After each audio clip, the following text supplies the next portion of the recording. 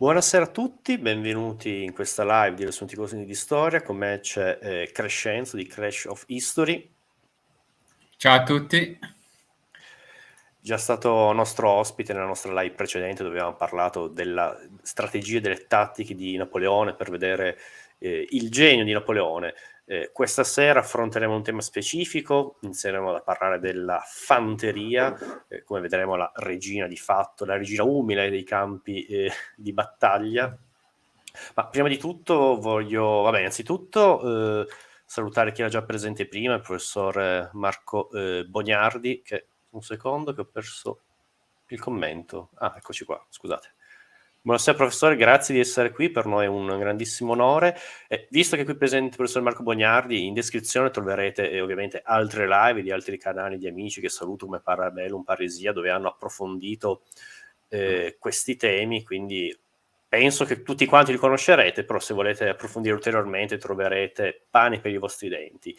Io lascio la parola a Crescenzo, visto che avremo un sacco da dire, lo ringrazio fino adesso, che la live precedente è stata bellissima, questa sicuramente sarà altrettanto, e nulla, salutiamo ancora Ramingo, Ciao. lascio la parola a Crescenzo e via, abilito, eccoci qua. Benissimo, eccoci qua. Salve a tutti e grazie a Gianluca per avermi invitato. Per me è sempre veramente un piacere quando Gianluca mi dà la possibilità di venire qui a parlare e ad entrare nelle minuzie, nei dettagli. Mi lascia sempre un sacco libero di sparlare tantissimo e quindi a me fa sempre un sacco piacere quando c'è questa possibilità. Spero che insomma anche chi ci segue si divertirà a entrare in qualche dettaglio un po' più tecnico di quelli che magari quella domanda che sentendo divulgatori, guardando un film, ti viene sempre in mente e poi magari nessuno ti risponde. Perché appunto parliamo di fanteria di età napoleonica, quindi non della fanteria soltanto della Grande Armée, ma cerchiamo di entrare proprio nel funzionamento della fanteria di tutti gli eserciti nel periodo delle guerre napoleoniche. Se per te va bene, Gianluca, io parto. Vai, carica. Vado. Alla E baionetta. al- Partiamo così, già carichissimi. Allora, e proprio come dicevo, il punto è partire da quelle che sono le nostre conoscenze. Io quando ero più ragazzino mi sono appassionato alle battaglie del Settecento e dell'età napoleonica, come molti guardando i film, le serie TV. E in genere quando sei lì a guardare un film e vedi queste fanterie che si sparano da 2 passi l'una dall'altro, con queste, divise super colorate che sembrano dire: "Guarda sono qui, sparami addosso". Intanto vedo un po' di amici che ci entrano in chat. E quindi con queste divise appunto che, no, sembrano dire: "Eccomi, spara". La prima riflessione che a me è sempre venuta, e penso che sia venuta a tanti, è di dire: "Ma che modo strano di combattere, ma questi so scemi". Esatto, cioè ti viene proprio da dire: "Ma che cavolo stanno a fare? Ma andate dietro una pietra, riparatevi, fate qualcosa". E quindi stasera ci imbarcheremo in un viaggio in cui cercheremo di capire perché questo modo così apparentemente strano di combattere, in realtà era il più logico e il più giusto, e non era affatto un modo fuori di testa, ma era pensato fin nei minimi dettagli. Direi il termine razionale. Esatto, molto razionale, adesso è l'età della ragione, dell'illuminismo. E quindi, ecco, i dubbi che fugheremo siano un po' quelli che ho già detto, quindi perché si sparavano addosso da così vicino? Perché si mettevano tutti stretti, stretti uno vicino all'altro, allineati, a fare un bersaglio più grosso e più facile da colpire? Quanti erano anche, no, perché a volte quando guardiamo le battaglie nei film, non si capiscono bene le proporzioni degli eserciti, quanto spazio occupano, quanti soldati ci sono. E poi fugheremo una domanda che so che, per molti è una certezza e quindi probabilmente Ma anche per me, se posso, una certezza. Infatti ti ho voluto invitare per chiarire meglio questi dubbi. chiariremo questo dubbio sull'uso della baionetta, perché in genere quello che vediamo in tutti i film è una scarica di colpo di moschetto e poi c'è sempre l'ufficiale che dice: "Alla baionetta!" E tutti si lanciano l'uno contro l'altro e cercheremo di capire se davvero combattevano così oppure no. E dunque, direi che senza troppi altri indugi andiamo a vedere un po' di informazioni generali sulla fanteria. Facciamo quindi una premessa dicendo che un esercito tipico napoleonico è costituito da quelle che tecnicamente si chiamano armi. Ci sono 3 armi in un esercito napoleonico e sono quelle che vedete rappresentate qui. Quindi fanteria, cavalleria e artiglieria. 3 specialità, diciamo così, di cui ogni esercito ha dei rappresentanti. Di queste 3 specialità, la fanteria è quella che in questo periodo storico è cruciale, è quella che decide le battaglie e è anche quindi quella numericamente più rappresentata. Qui ho voluto portare il dato di una battaglia particolarmente emblematica, che però è anche un buon esempio, che è la battaglia di Austerlitz, la più famosa vittoria di Napoleone, in cui vediamo la proporzione di fanti, cavalieri e artiglieri nell'esercito francese rappresentato in blu a sinistra e nell'esercito austro-russo rappresentato in verde a destra. Come si può vedere, i fanti sono sempre in nettissima maggioranza. Nella grande armée di Napoleone abbiamo 58.000 fanti, 11.000 cavalieri e 4.000 artiglieri. Il rapporto è davvero sbilanciatissimo. Quindi le battaglie le combattevano i fanti. E qui Posso se commentare questo? Quando mi vai, hai mandato le certo. slide ho pensato, ovviamente Austerlitz, capolavoro di Napoleone, lo sappiamo tutti, neanche a pensarci, però guardare meglio questi dati. Anche la nostra live precedente abbiamo detto che Napoleone era in oggettiva difficoltà, non solo ha Mh-mh. fatto credesse in difficoltà, però comunque lo era. Guardando questi dati vediamo che stranamente, diciamo, dalla prassi napoleonica, l'artiglieria era in inferiorità numerica, lui cercava sempre di avere maggiore artiglieria, quindi come dire, il martello, se vogliamo usare questa metafora, era dalla parte degli austro-russi. Poi, per carità, l'artiglieria inizia a essere predominante, inizia a essere veramente vincente con la prima guerra mondiale. Però, in Certo, questo caso, comunque aveva però più bocche da fuoco, ce l'avevano gli altri.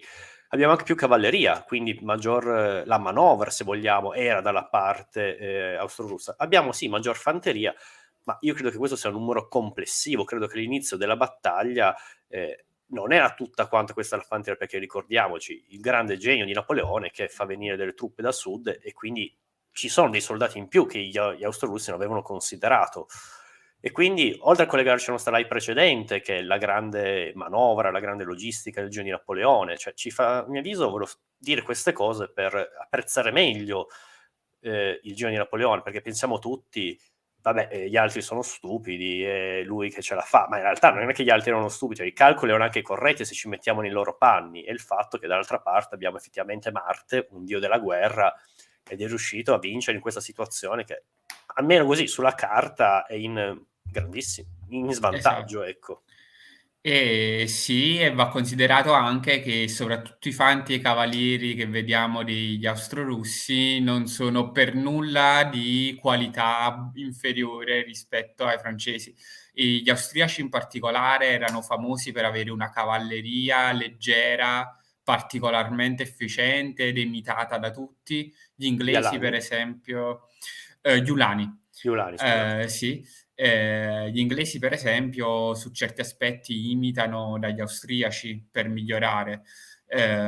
I fanti russi sono di una testardaggine incredibile, sono degli automi che restano fermi nella posizione e si fanno ammazzare anche fino all'ultimo se gli chiedi di rimanere lì e di non ritirarsi, estremamente disciplinati.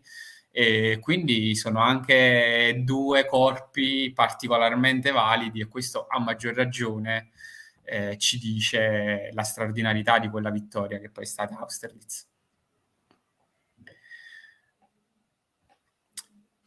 Possiamo Dunque, andare. andiamo avanti se non ci sono altre domande. E quindi, capito che il nerbo degli eserciti napoleonici è la fanteria, andiamo a vedere come è strutturata la fanteria, cioè come è organizzata la fanteria, che cosa vuol dire. A volte si sente parlare compagnia, battaglione, reggimento, poi alla fine è difficile comprendersi, e quindi qui andiamo un attimo ad approfondire perché ci servirà. E il punto di partenza è il soldato, che qui rappresentiamo come un pallino. Lui è il nostro singolo soldato, lo possiamo chiamare Jean-Pierre se ci piace, e, e questo soldato vive in una compagnia che è, diciamo, la più piccola unità di fanteria. C'è la doppia definizione compagnia o plotone, perché in realtà la compagnia è un'unità amministrativa, il plotone invece è l'unità che è disposta sul campo, quindi tecnicamente sarebbe un plotone, però. In totale sono 100 soldati, questo su carta. Da adesso in poi io darò un po' di numeri, ma una premessa importante è dire che questi numeri valgono sulla carta, perché poi gli eserciti sono costantemente sotto organico, hanno delle perdite che non rimpiazzano, quindi poi una compagnia può essere anche di 50 soldati nel corso di una campagna militare. Però sulla carta la teoria è che una compagnia è formata da 100 soldati, e questi 100 soldati si dispongono sul campo di battaglia sempre come viene rappresentato in quest'immagine, quindi su 3 file. I soldati sono vicinissimi l'uno all'altro, la distanza tra un pallino e l'altro è 30 centimetri. L'idea è che i gomiti si devono toccare rispetto a quello del compagno a fianco, e si dispongono su 3 file, e la compagnia poi marcia con il capitano, che è il comandante della compagnia, che si trova sulla prima fila, avanti. Per me questo è avanti e questo è dietro, quindi c'è il capitano sulla destra avanti, in questo che viene chiamato il primo rango, perché ogni fila in realtà il termine tecnico è rango, per cui abbiamo primo, secondo e terzo rango. Dietro il capitano c'è un sergente, e poi abbiamo una sorta di quarto rango che è costituito da sargenti e sottotenenti, che sarebbe il grado più basso da ufficiale, che sono quelli che stanno dietro la compagnia e che spingono i soldati un po' più riottosi. C'hanno la sciabola in mano e la fanno sentire sulle spalle dei soldati che magari vorrebbero arretrare. Oppure spesso i sargenti hanno delle lance con le quali misurano l'allineamento degli uomini, per cui la lancia tenuta in orizzontale che preme sulle spalle degli uomini per tenerle allineate. Perché se posso io faccio anche l'evocazione storica, e ovviamente un altro periodo, i numeri sono inferiori, che non siamo in 100 purtroppo, se no iscrivetevi, lo facciamo per davvero, ma vi assicuro che fare una linea di 10 persone e avanzare non è una cosa così No. semplice, ecco. Ci vuole un addestramento non da poco. E Ci se vuole posso tanto. spezzare una lancia effettivamente, vediamo nel film Napoleon un ufficiale che allinea e usa di fatto una picca, quindi è una cosa Esatto. interessante. Quella era una chicca vera, presa seriamente, e sì, ogni tanto Ridley Scott si è svegliato dal sonno. Poi ce ne sarà un'altra chicca in queste slide che ho visto prima, me ne stavo un attimo risfogliando, ho trovato un'altra chicca del film, vediamo. Non so Dai. se tu te ne sei accorta, vediamo. In questo momento non c'ho presente, poi dopo me lo farai notare tu.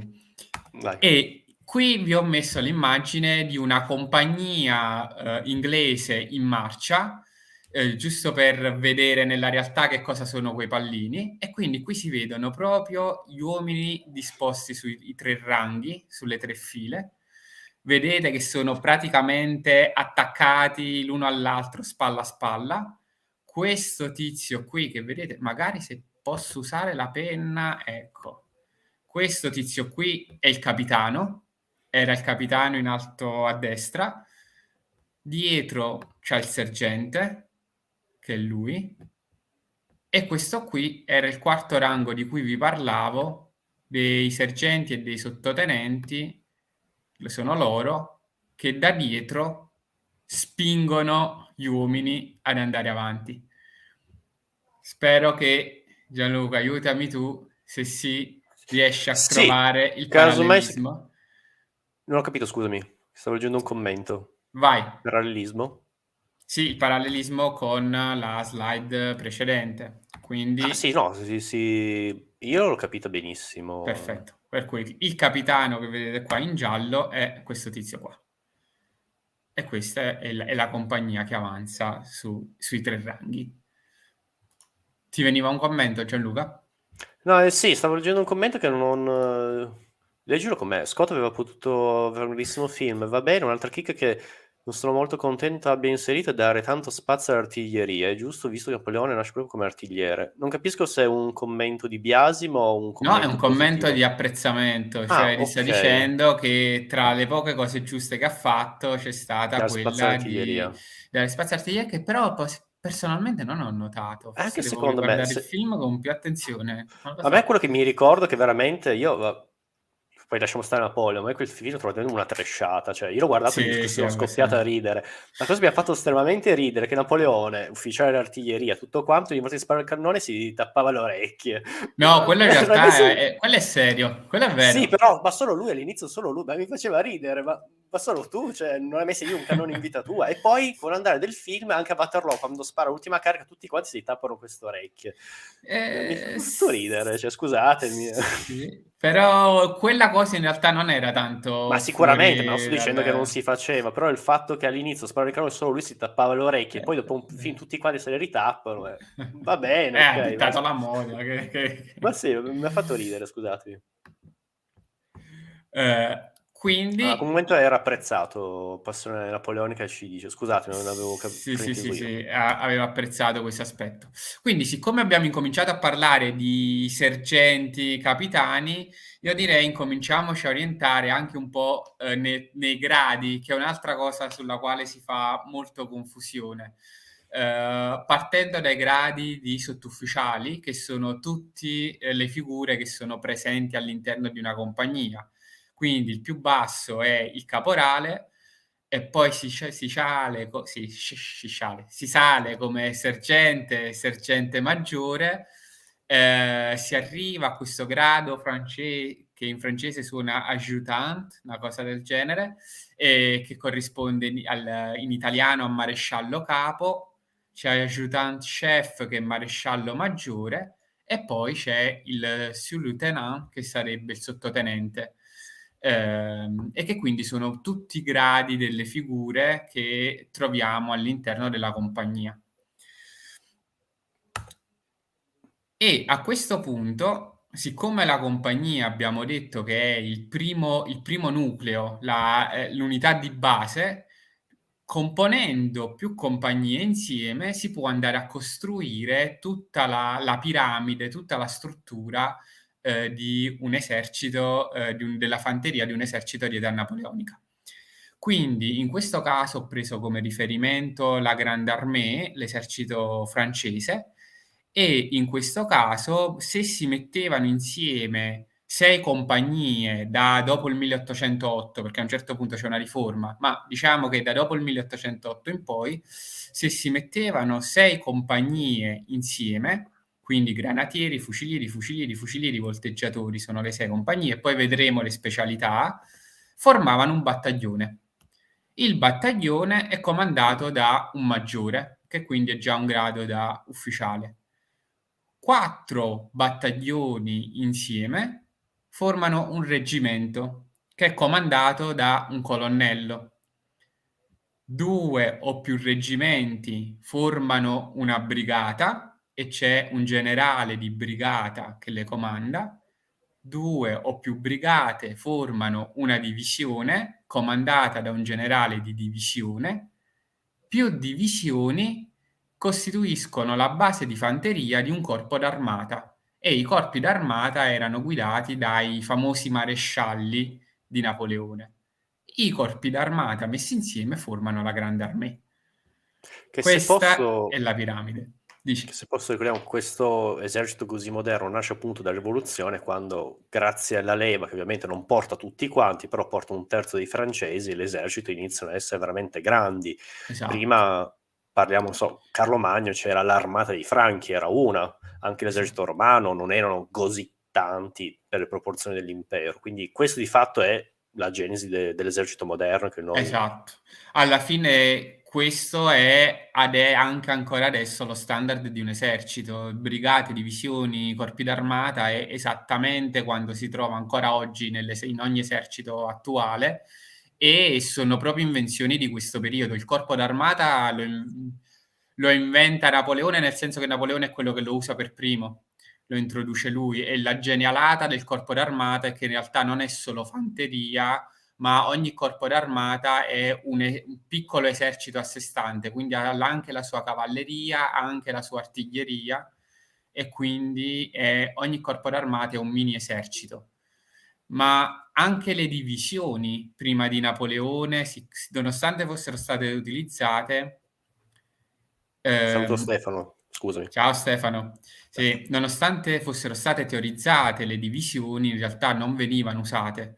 Per cui, per esempio, ancora ad Austerlitz gli austriaci e i russi ragionavano in termini di reggimenti e di brigate. Si fermavano qui.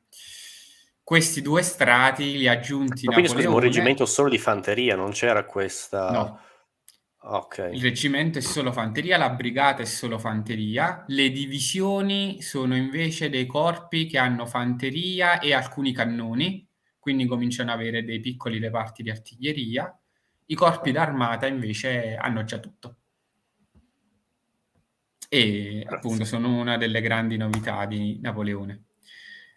E quindi qui ho messo gli stessi gradi da ufficiale che abbiamo visto di là nella struttura, quindi c'è tenente e capitano che sono ancora a livello di compagnia e poi ci sono maggiore, colonnello, generale di brigata, di divisione e maresciallo dell'impero. Evito di dire i nomi in francese perché il mio francese è pessimo, quindi... però sono Leggeteli. qui, leggeteli se volete. Esatto. Ok, qui riporto, giusto per capirci, un ordine di battaglia. Che cos'è un ordine di battaglia? L'ordine di battaglia è uno schema, che già a quell'epoca veniva fatto. Napoleone aveva gli ordini di battaglia della Grande Armée e in pratica è lo schema con la struttura dell'esercito e come è fatto. E in genere è proprio un elenco. Io qua l'ho messo in una forma grafica un po' più carina, ma Napoleone lo scriveva proprio così.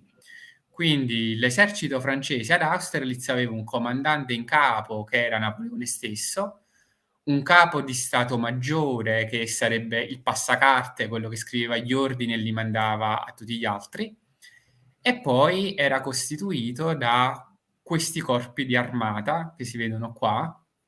C'era la guardia, la famosa guardia, primo corpo, secondo corpo, terzo corpo, eccetera, eccetera, ognuno guidato da un maresciallo, un fedelissimo di Napoleone, e poi si vede come se si va nel dettaglio, no, a vedere per ogni corpo, tipo il quarto corpo di Soult, che era il più numeroso, a sua volta aveva sotto delle divisioni e aveva, vedi, una cavalleria e poi ogni divisione a sua volta avrà avuto sotto brigate, reggimenti e così via. Una cosa che non so se Gianluca tu hai notato, magari qualcuno che ci segue sì, se guardi i numeri sotto sono tutti diversi. Sì, Non beh, c'è vai pure, scusa. non c'è una dimensione standard per i corpi d'armata. Ehm, vedi che ci sono alcuni corpi che sono formati da 2 divisioni, altri da 3, ma anche quelli che sono formati magari entrambi da 3 divisioni hanno numeri diversi. E l'idea è che Napoleone, come in realtà qualsiasi altro buon generale del suo tempo, assegnava un maggior numero di uomini ai corpi d'armata che prevedeva avrebbero avuto un ruolo più importante nella battaglia e che erano comandati dai suoi marescialli più fidati. Per cui, per esempio, ad Austerlitz il quarto corpo di Soult, che è quello che qui ha 40.000 uomini, è quello che combatte per il grosso della battaglia e fa le cose più importanti. Quello che Quindi sfonda al centro? è quello che sfonda al centro. Le 2 divisioni Van Damme e Saint-Hilaire sono le 2 che sfondano al centro. Esattamente, bravissimo. Quindi questo secondo me è importante perché ci aiuta anche a entrare nell'ottica di idee che le cose non sono così precise come ce le immaginiamo. È molto variabile. I numeri non sono così tanto fissi. Fatto, diciamo, questa premessa un po' tecnica, adesso abbiamo tutto quello che ci serve, tutte le basi per andare a incominciare a capire perché combattevano in quel modo strano. E il motivo principale per cui combattevano in quella maniera strana che abbiamo visto all'inizio è legato alle armi che avevano. Ogni esercito di ogni epoca inventa un modo di combattere che massimizza l'arma che ha a disposizione. Più che essere l'arma a mettersi a disposizione del modo di combattere, in realtà è il modo di combattere che cerca di ottimizzare le caratteristiche dell'arma. E l'arma che usavano per eccellenza i fanti di età napoleonica erano i moschetti, quello che il nostro soldato qui ha in mano.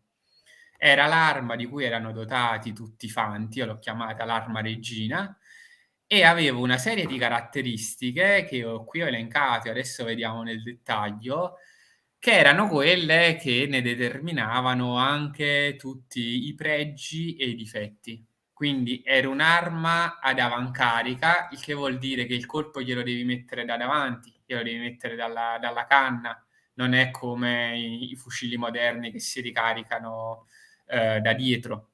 E soprattutto erano armi a colpo singolo, questo ci conviene tenerlo in mente, per cui spari un colpo e poi hai finito, devi ricaricare e spararne un altro. Avevano un meccanismo di innesto a pietra focaia che adesso vedremo cos'è.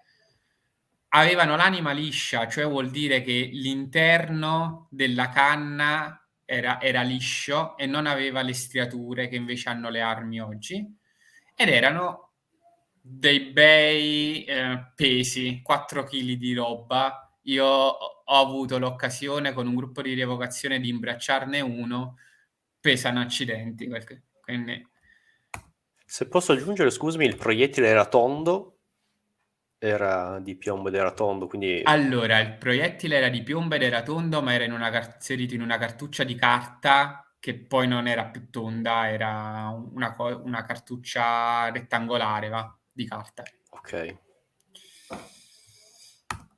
E qui entriamo un po' nei dettagli dei moschetti, perché ogni esercito era equipaggiato con il moschetto che le industrie del proprio paese producevano. Questo che state vedendo qua è il moschetto britannico, che si chiamava il Brown Bess, e che esisteva in vari modelli diversi, e per capirci era una cosa lunga 116 centimetri, che pesava quasi 5 kg e che aveva un calibro 75, che per chi si intende un po' di armi vuol dire che aveva una bocca bella larga. Il cerchio all'estremità della canna è bello grosso. Facciamo il confronto con lo Charleville, che invece era l'arma francese, e ci rendiamo conto che nonostante ogni esercito avesse il proprio moschetto, poi in realtà le caratteristiche erano le stesse per tutti. Per cui anche qui hai un'arma che è lunga 113 centimetri, che pesa più di 4,5 kg e di grosso calibro. Quindi, nonostante ci fossero delle piccole differenze tra un esercito e l'altro, poi in realtà possiamo parlare da qui in poi di moschetti in generale, perché indipendentemente dal modello, le performance erano le stesse. E quali erano queste performance? Erano performance terribili. Qui ho riportato la dichiarazione di un ufficiale americano che nel 1811 scrive in una lettera questa cosa e dice: la performance estremamente scadente data dai moschetti in certi scontri supera ogni immaginazione. Cioè dobbiamo entrare nell'ordine di idee che queste armi che loro avevano a disposizione erano per l'epoca il meglio che si potesse avere, ma in realtà già loro si rendevano conto di quanto fossero problematiche da gestire. E io qui ho parlato di inaffidabilità e inefficienza. Perché inaffidabilità? Ma perché erano innanzitutto armi che avevano bisogno di una manutenzione continua. Per esempio, ogni 50 colpi che si sparavano, questi dovevano mettersi a pulire la canna del moschetto, ovunque si Scusa un attimo, il fossero. commento del professor Bognardi è fantastico. Indipendentemente dal modello facevano schifo lo stesso. Severo ma giusto, un Esatto, severo riassunto. ma giusto. No, no, il professore ha estremamente ragione, proprio perché erano veramente, pessimi. E questo ci incomincia ad aiutare a capire perché stavano così vicini, stavano uno davanti all'altro. Questi moschetti quindi erano inaffidabili, ogni 10 colpi che sparavano dovevano cambiare la pietra focaia. La pietra focaia, per capirci, è questo oggettino qui, che è nel cane, che era quella che creava la scintilla per bruciare la polvere da sparo. E quando era umido non sempre partiva. Bravissimo, non sempre partiva. E il risultato era che anche se tu facevi tutta la manutenzione di questo mondo, eri attento e così via, un colpo ogni 6 non partiva. La media che è stata calcolata da quelli che si sono messi là a fare le prove è quella. Ogni 6 volte che spari, un colpo non ti parte. Che poi che cosa vuol dire che un colpo che non ti parte? Che mentre sei nel frastuono della battaglia, tu pensi di aver sparato, non ti accorgi che ti è rimasto il colpo in canna, ce ne metti un altro colpo nella tua canna, vai di nuovo a sparare e ti esplode il moschetto in faccia e ti laceri in occhio, ti bruci la faccia e così via. E hai perso l'arma. E hai perso l'arma, E poi ricordiamo, bravissimo. se posso, come anche parlato attentamente il professor Bognardi in altre slide, producevano un fumo non da poco, quindi Esatto, una confusione maggiore, oltre al frastuono, eri circondato da una massa di fumo esatto. che... Esatto. Qua per esempio in questo quadro come su qui si vede un po' il fumo, è reso abbastanza. E l'altro grande problema di questi moschetti era appunto caricarli. Io ho parlato di armi ad avancarica, quindi di armi che si ricaricavano dalla bocca e la procedura di caricamento era complessissima. Anche qui io ci ho provato, quindi vi posso dire che è complicato e i regolamenti dell'epoca prevedevano ben 17 movimenti da fare prima di caricare l'arma. Io qui ho messo quelli previsti dal regolamento britannico, ma sono gli stessi per tutti, per cui andando molto velocemente si parte dal moschetto tenuto in braccio, poi lo si mette a terra, lo si sposta nell'altro braccio, si fanno una serie di movimenti che ti lo portano a tenere in orizzontale, poi prendi il proiettile dalla giberna, siccome c'è la cartuccia di carta, devi staccare con un morso la pallottola per dividerla dalla polvere nera, perché nella cartuccia sono insieme pallottola e polvere da sparo. Devi mettere la polvere da sparo nel cane, poi rimettere il fucile dritto, poi devi metterci il proiettile, caricarlo con la bacchetta, insomma, tutto un casino finché poi finalmente non sei pronto per sparare. Per fare tutta sta cosa ci vogliono 17 movimenti diversi che i soldati dell'epoca erano addestrati perfettamente a suon di bastonate per eseguire in maniera automatizzata ed erano bravissimi, lo riuscivano a fare a un certo punto senza più neanche pensare. Se posso anche, scusami, facendo Sì, evocazione, tutto questo, anche invitando ad infilzare i compagni che stavano accanto, perché stando esatto. così stretti c'è anche questo, è una cosa stupida, Ah però no, effettivamente quando sei in formazione ha la sua complessità è questi fattori. difficile. È difficile, però diciamo che un contadino analfabeta, a furia di ripeterlo, poi lo imparava Ma bene. certo, è semplice addestramento, non ci vuole una laurea, Esatto. però per dire, scendere un po' più nella complessità, stare così ammassati rende difficile caricare anche un'arma, visto che quant'era? Con la baionetta, Se hai 1 sui metro e 120 mezzo? centimetri, Eh, sì, sei quasi al metro e mezzo. Bella lunga, bella pesante da maneggiare. Poi così è quando sei bello tranquillo in addestramento, poi quando sei in battaglia con quegli altri che ti sparano addosso, l'ufficiale che ti grida contro per gli altri farti che ti fretta, sparano, arrivano le altri che cannonate, ti sì, sparano. stress Insomma, non da poco. non è per niente banale. E questa procedura di caricamento così complessa, così lunga, inficiava inevitabilmente la frequenza di fuoco. Cioè, quando noi vediamo i film, vediamo in genere questi soldati che con una facilità enorme, come se si fosse ai tempi di oggi, sparano un colpo, poi ne sparano un altro a distanza quasi di un secondo. E invece no, nel senso che per fare questa procedura di caricamento ci voleva un po' di tempo. I manuali di addestramento dell'epoca dicevano che in teoria in 1 minuto questi poveri fanti sarebbero dovuti riuscire a sparare 5 colpi, quindi vuol dire sparare, ricaricare, risparare, ricaricare per 5 volte. Questa è la teoria. Nella pratica poi in battaglia, con tutti i casini che ci siamo detti, riuscivano a sparare, se andava bene, 1 colpo al minuto. Per cui un colpo, ricarichi, ci metti 1 minuto, rispari un altro colpo. Quindi già incominciamo a capire che, se ci dobbiamo immaginare uno scontro a fuoco tra 2 linee, l'una davanti all'altra in età napoleonica, non dobbiamo immaginare a una f tanti colpi che vengono sparati, a una frequenza di fuoco notevole, no, dobbiamo pensare a questi colpi che partono, poi c'è 1 minuto di nulla, poi partono una nuova raffica, quindi era molto meno intensa la cosa di quanto si potesse pensare e durava anche poco, perché nella giberna ogni soldato aveva 50 proiettili. Quindi se fai la media di 50 proiettili, ne spari 1 al minuto, hai 1 ora di fuoco.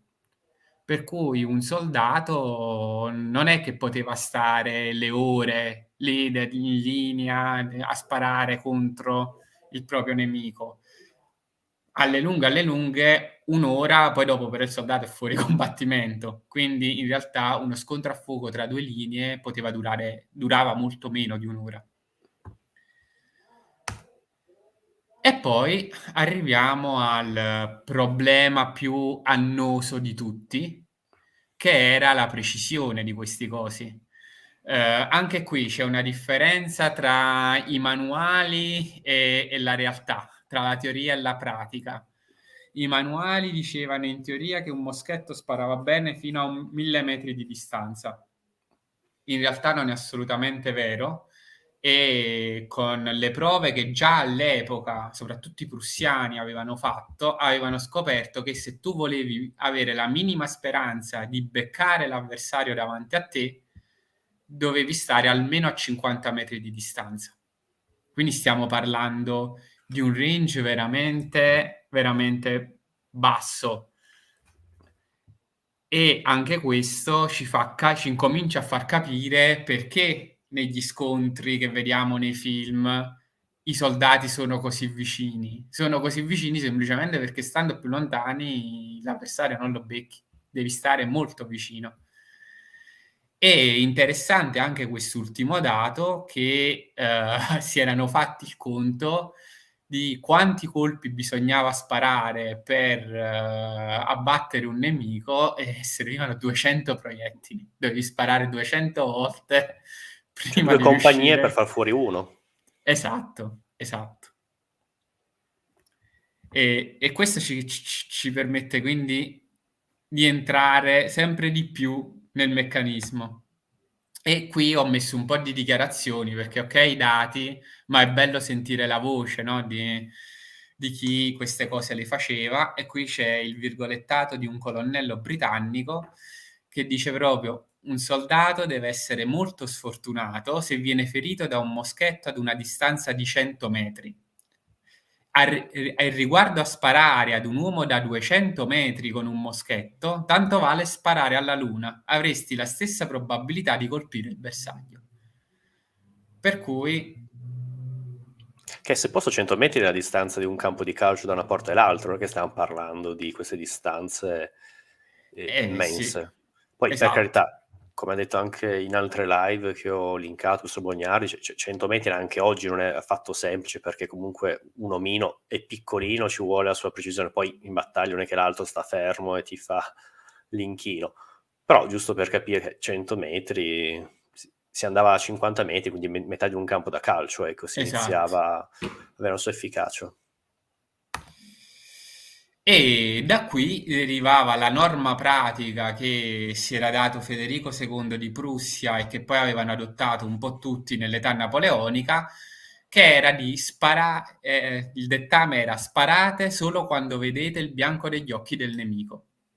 Perché il problema era che i soldati, magari un po' nervosi, vedendo l'avversario avvicinarsi, tendevano a sparare subito e sparavano a vuoto.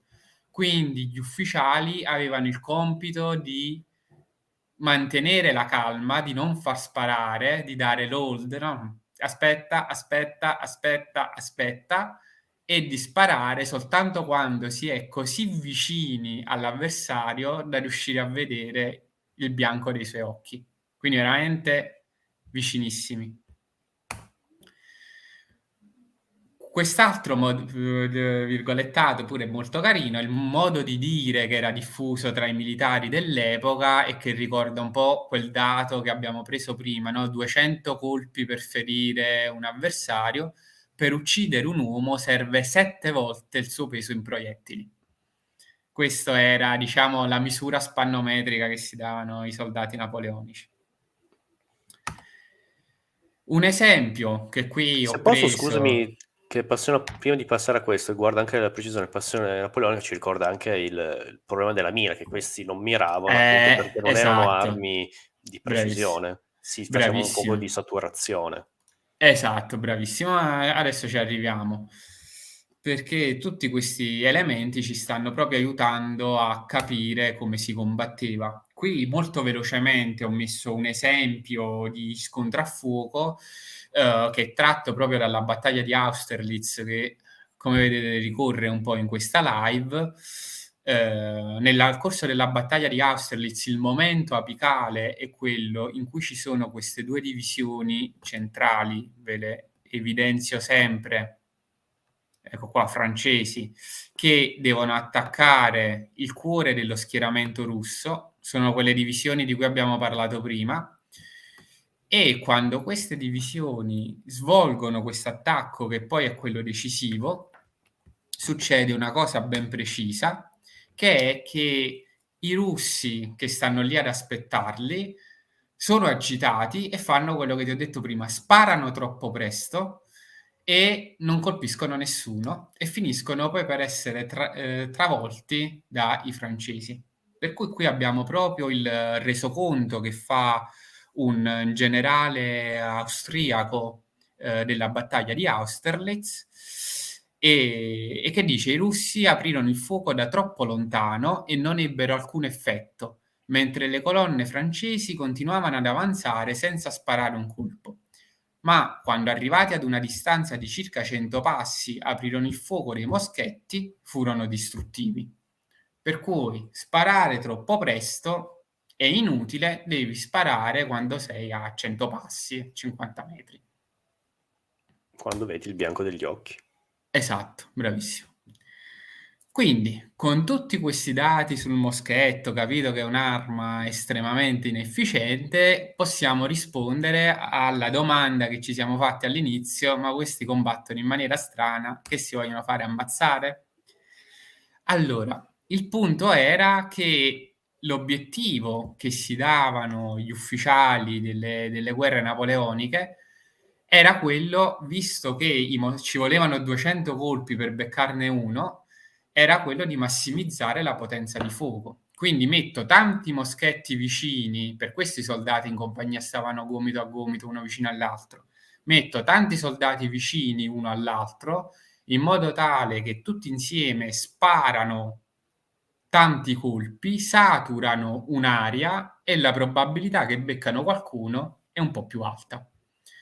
Quindi l'obiettivo era quello di sparare tanto e non mirare, non sparare bene. Sparo tanto e aumento la probabilità statistica di colpire qualcuno e sparare di frequente. Per cui tutto l'addestramento del soldato era mirato a ridurre il più possibile il tempo in cui si facevano quei movimenti di caricamento che abbiamo visto prima, in modo da riuscire a sparare tanto in fretta. E qui, per esempio, proprio per prendere il commento di Passione napoleonica, ho messo il virgolettato di un generale prussiano molto lungimirante, von Scharnost, che si lamenta del fatto che i prussiani sono stati severamente battuti da Napoleone e che sintetizza quello che era l'addestramento del Fante in quel momento. Dice: prima della guerra abbiamo insegnato agli uomini a caricare velocemente ma non bene, a sparare velocemente ma senza mirare. E poi lui fa un commento che è avanti rispetto ai suoi tempi e dice: è stata una pessima decisione, dobbiamo lavorare con tutte le nostre forze per riparare a questo errore. Per cui la filosofia è: non prendete la mira, non ce n'è bisogno, tanto sti cosi sono imprecisi, non serve a niente, mettetevi là tutti insieme, puntate il moschetto verso il nemico, sparate insieme molto velocemente e prima o poi qualcosa la beccate. Per cui qui abbiamo l'immagine di come avveniva uno scontro a fuoco, questa immagine abbastanza realistica.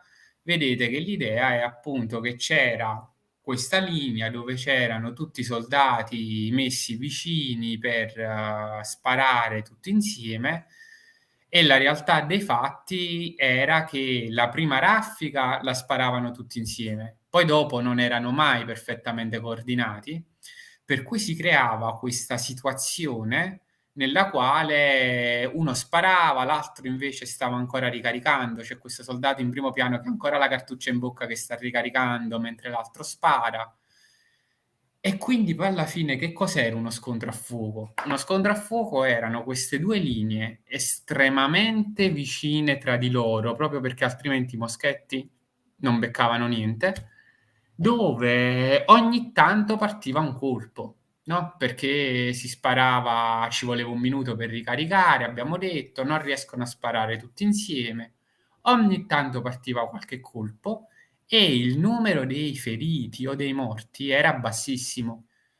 Ma se Noi posso, dopo la prima carica, gli ufficiali cercavano di far colpire in sequenza o quella è la Gli teoria nella ufficiali, pratica? allora la teoria era che anche dopo la prima carica dovevano ricaricare tutti perfettamente coordinati in modo da avere i moschetti pronti allo stesso tempo e sparare contemporaneamente. Questa era la teoria. La pratica è che in realtà poi la prima raffica avevano già i moschetti carichi e quindi riuscivano a spararla tutti in contemporanea. Dopo non riuscivano più. E quindi magari uno era già pronto col moschetto carico, il compagno a fianco che magari è più giovane, meno addestrato, sta ancora caricando, l'altro che fa che ha il moschetto carico, non aspetta, spara, in tensione, c'è il casino, spara e l'altro magari sta ancora ricaricando.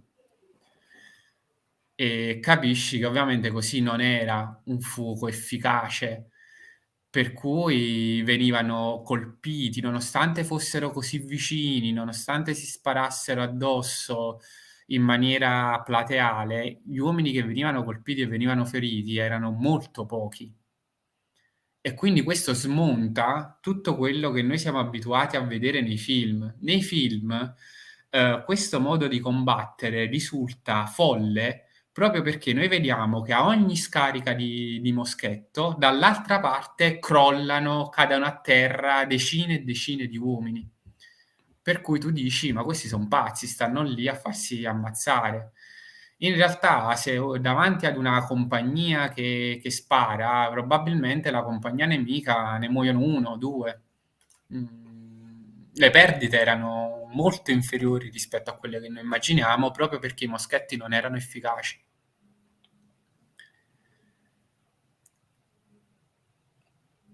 Ci Ok. siamo? Sì, sì. Benissimo. Quindi capito che il modo che avevano di combattere non era poi così folle, ma era Ma l'unico che scusa, poteva una andare domanda be quindi che magari se la affrontiamo adesso, ma quindi sì. sparava il primo rango, il rango tornava indietro, arrivava il No, secondo? anche questa è una cosa bella, nel senso che sparava il primo rango, dopodiché è complicato, ci avevano provato nel passato a fare i movimenti del tipo: il primo rango va indietro, spara il secondo, ma era troppo complicato. Per cui una delle cose che si faceva era che il primo rango sparava, il secondo rango pure sparava, il terzo non ci riusciva e quindi facevano quello che fa questo tizio qua dietro, cioè caricavano loro i moschetti e li passavano a quelli davanti per cercare di velocizzare. Questo qua è un tipo del secondo rango che sta ricevendo il moschetto dall'uomo dietro del terzo rango, che gli sta passando il moschetto carico per fare più in fretta e sparare più in fretta. Quindi no, alla fine rimanevano fermi, non tornavano indietro, non facevano niente. Il meglio che potevano fare era passare l'arma a quello dietro e farsene dare un'altra carica. Grazie. Nulla. E quindi arriviamo alla tattica, proprio perché capito, dicevo, come più o meno funzionava il modo di affrontare un combattimento, possiamo vedere come giocando sulla disposizione di più compagnie l'una vicino all'altra, si potevano ottenere le varie formazioni che erano la linea, la colonna e il quadrato che si utilizzavano all'epoca in uno scontro a fuoco. Quindi qui ripartiamo di nuovo dalla compagnia, che è sempre la nostra unità di base. Qui vi ho evidenziato i 3 ranghi e vale il discorso che dicevamo. Perché i 3 ranghi? 3 era il numero magico che era stato trovato, dopo lunghi esperimenti. Si era partiti nel 600 con 10 ranghi e poi erano stati assottigliati, assottigliati e all'epoca il numero magico era 3. L'idea era che su 3 ranghi la formazione era abbastanza solida, abbastanza profonda e al contempo l'idea era che così tutti potevano sparare. Poi come dicevo ti dicevo prima, ti anticipavo, nella pratica il terzo rango non riusciva a sparare. Qua riportiamo per esempio il virgolettato di uno dei marescialli di Napoleone, Saint-Cyr, che dice: "Il terzo rango era la causa di un quarto delle ferite riportate in uno scontro, specialmente se si trattava di reclute inesperte come quelle che combatterono a Lutzen e Bautzen", che è una delle ultime battaglie di Napoleone. Napoleone era così Prima di stupefa Lipsia? ehm, e dopo Lipsia, se non mi Dopo sbaglio. Lipsia. Ah, quindi le campagne di Ehm, Francia del 14. sì, quelle reclute inesperte si sta riferendo ai ragazzi Ah, ok, ok, ok, i di Marie Maria Louise, Antonietta. Ah, esatto, Marie-Louise, scusate. i Marie Maria Louise, Antonietta i era già andata. ragazzini di 18 anni Certo. reclutati. E lui dice: "Napoleone era così stupefatto del numero di uomini feriti tra la mano e il gomito, che pensava che i proscritti si fossero sparati da soli per evitare il servizio, ma in realtà capì che in molti erano stati feriti dagli uomini del terzo rango. Perché qual è il problema? Che tu stai messo così per sparare e ci sono quelli del terzo rango dietro di te che sparano e il proiettile fa così. Ti colpisce dal gomito alla mano e ti ferisce. Per cui alla fine sto terzo rango non sparava, ma piuttosto faceva quello che ti raccontavo prima, no? Cioè dava le armi cariche a quelli davanti. L'eccezione a questo numero magico dei 3 ranghi erano i britannici. I britannici infatti avevano preso l'abitudine di schierarsi su sole 2 file. E qui lo si vede bene in questa immagine. Qui c'è una compagnia britannica che sta sparando ai francesi che arrivano e si vede che ci sono proprio solo 1 e 2 file di uomini. Questo è il capitano, questo è il sergente che ha la picca e deve controllare l'allineamento. Vedi, sono solo in 2. Ma questo permetteva un allungamento della linea, visto che erano sempre in... Permetteva un allungamento della linea e permetteva soprattutto di evitarsi il problema di quel terzo rango che poi alla fine è un po' inutile.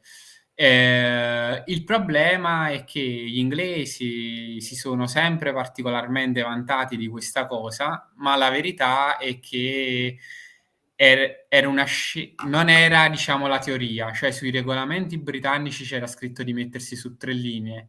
Poi in realtà questa scelta non era dovuta a chissà che genio particolare, ma semplicemente al fatto che i britannici erano costantemente sotto organico, non riuscivano mai a formare una compagnia di 100 uomini e quindi non avevano abbastanza uomini per formare un terzo rango e piuttosto ne usavano 2. La sottile linea rossa. Esatto. Però fatto sta che questa soluzione, che alla fine per emergenza avevano adottato, poi si era rivelata particolarmente efficace.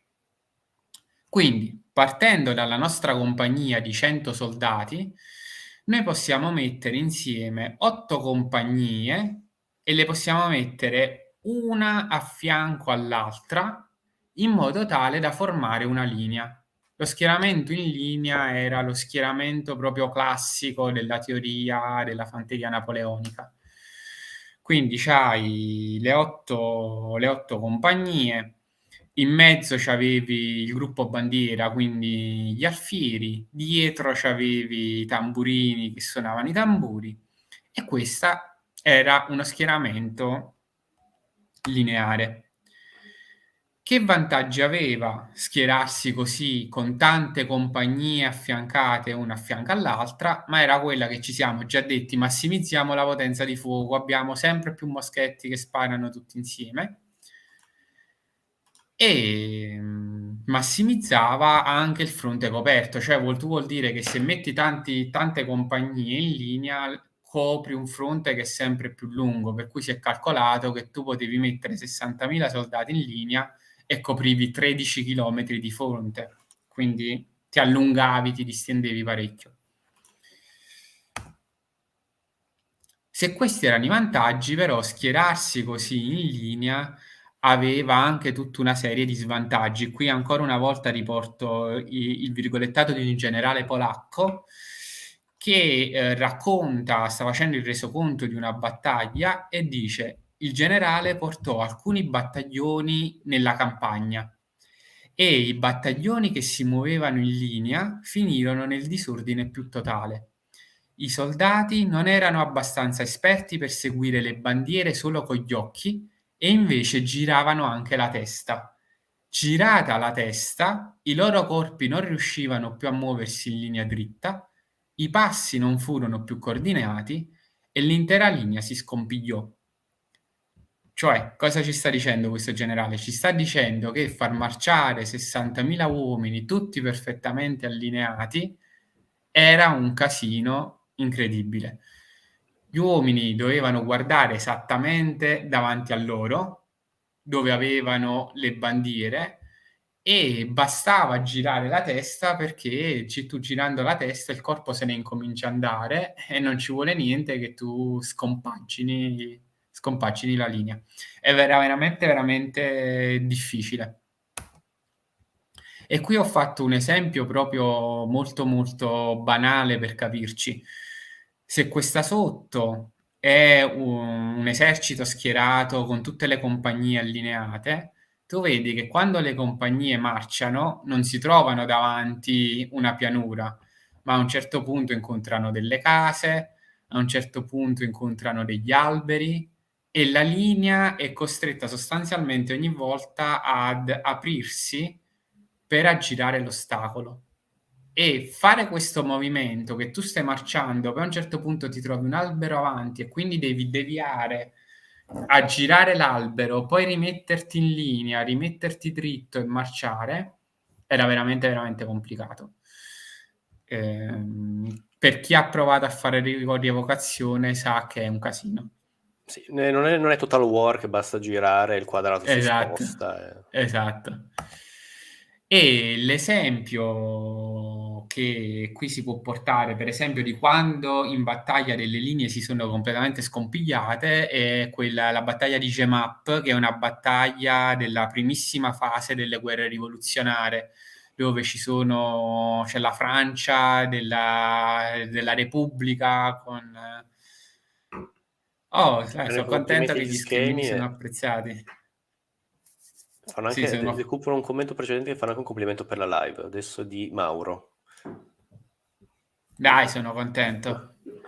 È una live che a volte è un po' tecnica, però magari sono curiosità Ci che piace può così. capitare di chiedersi.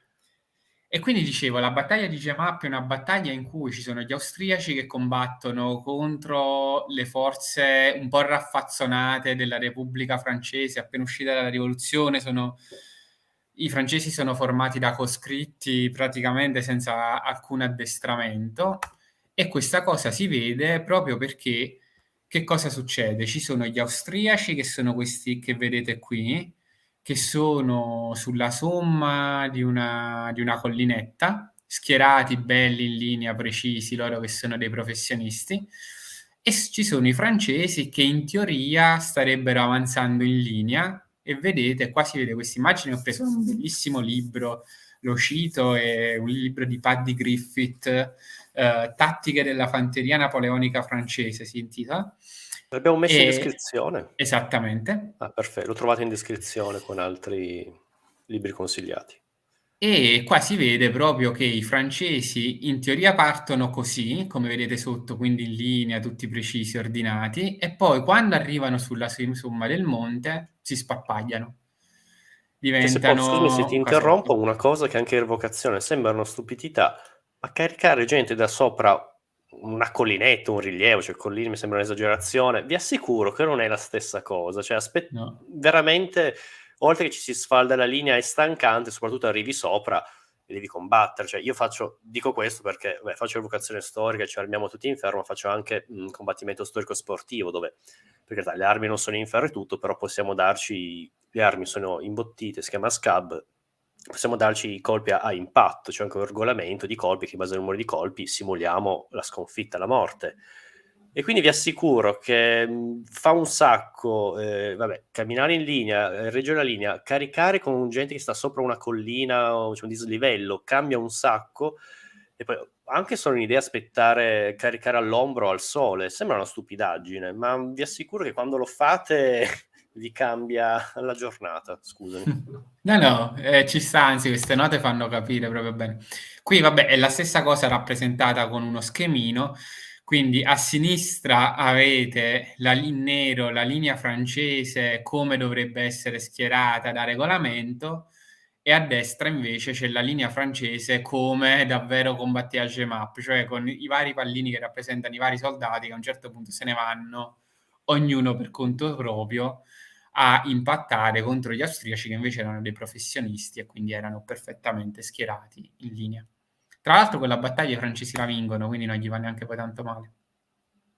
Un E secondo che dunque, rispondo, che mi chiedono un attimo, Eugenio mi chiede far vedere dei video. Allora, sul mio canale lo trovate sulla playlist di Revocazione, trovate tutto quanto, sia Revocazione Storica con Terra Taurina, sia anche con Furor, che è il gruppo che facciamo combattimento storico sportivo. Poi trovate anche sul video, sul canale YouTube di Furor, di Terra Taurina, trovate degli altri video, e anche sulle pagine Instagram trovate tutto quanto. Lo sport si chiama SCAB e siamo sparsi in tutta Italia. Io sono di Torino e facciamo rievocazione combattimento celtico, perché di Torino non ci sono i greci, però trovate anche sanniti, romani, greci, quindi poi lascio anche tutti i vari link delle varie pagine Instagram, potete, non so Eugenio dove sei, però se vuoi venire a menarti con noi ovviamente tra amici si può fare. Comunque troverai tutto e lascerò anche in descrizione, scusami.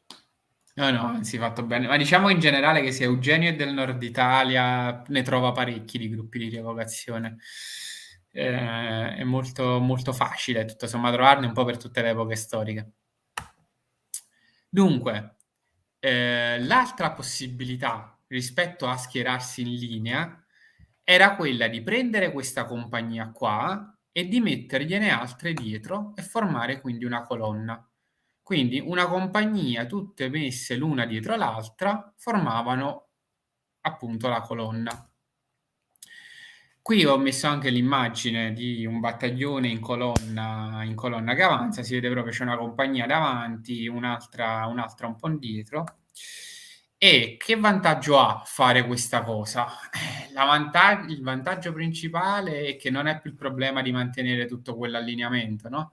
Per cui è molto più facile procedere anche in presenza di ostacoli. E c'è l'altro grande vantaggio che è la forza d'urto, nel senso che tu hai tanti uomini ammassati l'uno dietro l'altro, si sentono anche più sicuri in una formazione un po' più compatta e quindi riescono ad avvicinarsi anche con maggior forza e maggior sicurezza al nemico. Qui vi ho messo lo schema di una colonna in marcia per farvi capire come per una colonna può essere molto più facile, magari per una strada stretta in un villaggio tra due case, le compagnie messe l'una dietro l'altra ci passano. La colonna riesce a passare, mentre invece la linea avrebbe dovuto fare un casino. E la colonna, appunto, è proprio perché i soldati si sentono più sicuri, è molto più comoda anche per caricare, che in questo caso caricare vuol dire avvicinarsi al nemico con grinta, ma poi ci torniamo. E sui vantaggi della colonna, qui riportiamo un generale di Napoleone, uno di quelli veramente bravi, che era Morand, che diceva che la colonna è la formazione più conveniente su vari terreni e permette di passare facilmente alle altre formazioni nel minor tempo possibile e con il massimo ordine. Per cui è più facile marciare in colonna. Quali sono però gli svantaggi di stare uno dietro l'altro? Beh, sostanzialmente sono due. Il primo problema è che quelli che stanno dietro non possono sparare, non c'è niente da fare, quindi diminuisci la potenza di fuoco. E il secondo problema è che sei molto più vulnerabile alle palle di cannone e adesso vediamo perché. Allora, per quanto riguarda la potenza di fuoco è abbastanza evidente. Qui è riportato uno scontro a fuoco tra una colonna e una linea. Le nuvolette bianche rappresentano chi spara. Si vede che in una linea c'è tutto il primo rango che spara, in una colonna spara il primo rango della prima compagnia e gli altri dietro guardano. Non possono sparare, farebbero fuoco amico. Per cui se non è la formazione per ingaggiare uno scontro a fuoco, si sarebbe svantaggiatissimi. E poi c'è la vulnerabilità alla palla di cannone, perché? Perché se ci immaginiamo un cannone che spara e la palla di cannone segue la traiettoria della freccia rossa, vediamo che in una linea la freccia rossa prende 3 poveri cristi e poi cade nel vuoto. Se invece sei schierati in colonna, la traiettoria della palla di cannone con la freccia rossa, vedete che trova uno schieramento in profondità, quindi trova tante persone l'uno dietro l'altro e Trova carne da falcia, cannone. esatto, falcia tanti soldati, perché poi alla fine sfatiamo anche questo mito, le palle da cannone non esplodevano, semplicemente era una palla di ferro che veniva lanciata e colpiva a tutta forza gli uomini e gli mozzava un braccio, gli toglieva una gamba e così via, e Bullying. quindi faceva bullying, esatto. Se hai tanti birilli uno dietro l'altro, ne abbatti molti di più. E allora tra linea e colonna come si fa a scegliere? Beh, all'epoca si dibatte tantissimo su quale fosse la formazione migliore. Addirittura questo dibattito è passato alla storia come Le Grand Querelle, cioè il grande dibattito tra chi era a favore della linea e chi era a favore della colonna. Alla fine il dibattito, almeno per la Francia, lo risolve questo signore qui, che si chiama Goubert, che si inventa questo compromesso. Cioè, avanziamo in colonna, perché in colonna è più semplice marciare, non ci disgreghiamo e così via. Quindi avanziamo in colonna finché non siamo più o meno in prossimità del nemico e poi quando arriviamo sotto il nemico, dalla colonna passiamo alla linea che ci permette di sparare e di sparare con più efficacia. Quindi usiamo entrambi. Come si passa dalla colonna alla linea? Anche qui ci sono i regolamenti che prevedono tutto i passaggi precisi. Ci sono fondamentalmente 2 modi. Il primo era questo, quindi hai 8 battaglioni in colonna che scusami, 8 compagnie in colonna, che sono quelle nere, che si devono schierare nella posizione grigia per mettersi in linea. Per cui la prima compagnia sta ferma e quelle dietro seguono la traiettoria di queste linee tratteggiate e si portano piano piano l'una dietro l'altra in linea. Un secondo che ci è arrivata una domanda, io provo a Vai. rispondere, poi te la lascio a te. Innanzitutto sarà il tema di una prossima live, faremo sull'artiglieria a tempo debito, un po' alla volta. Se si rompevano le palle di cannone, che io sappia erano grandi palloni di ghisa, cioè prima di Esatto. rompersi facevano un gran macello assoluto, e poi soprattutto rimbalzavano. Infatti, se non erro, a Waterloo Napoleone perde anche perché inizia la battaglia a mezzogiorno, perché il giorno prima ha piovuto e quindi il campo è bagnato, le palle sprofonderebbero nel fango, quindi bisogna aspettare di fatto Esatto. il sole di giugno. E quindi queste palle rimbalzavano e poi a forza dell'attrito andavano a scemare, quindi Sì, no, sì. non Le palle so. proprio no. Poi c'era un'altra cosa che si poteva fare, che era quella di sparare a mitraglia, dove in realtà non sparavi le palle di cannone solide, ma sparavi una serie di oggetti metallici, chiodi e cose varie. Snapple. E a quel punto sì, però era proprio tutta un'altra cosa. E quindi dicevo, per fare questo passaggio da linea a colonna da colonna a linea ci mettevano 3 minuti i francesi, è il tempo di esecuzione previsto dai manuali.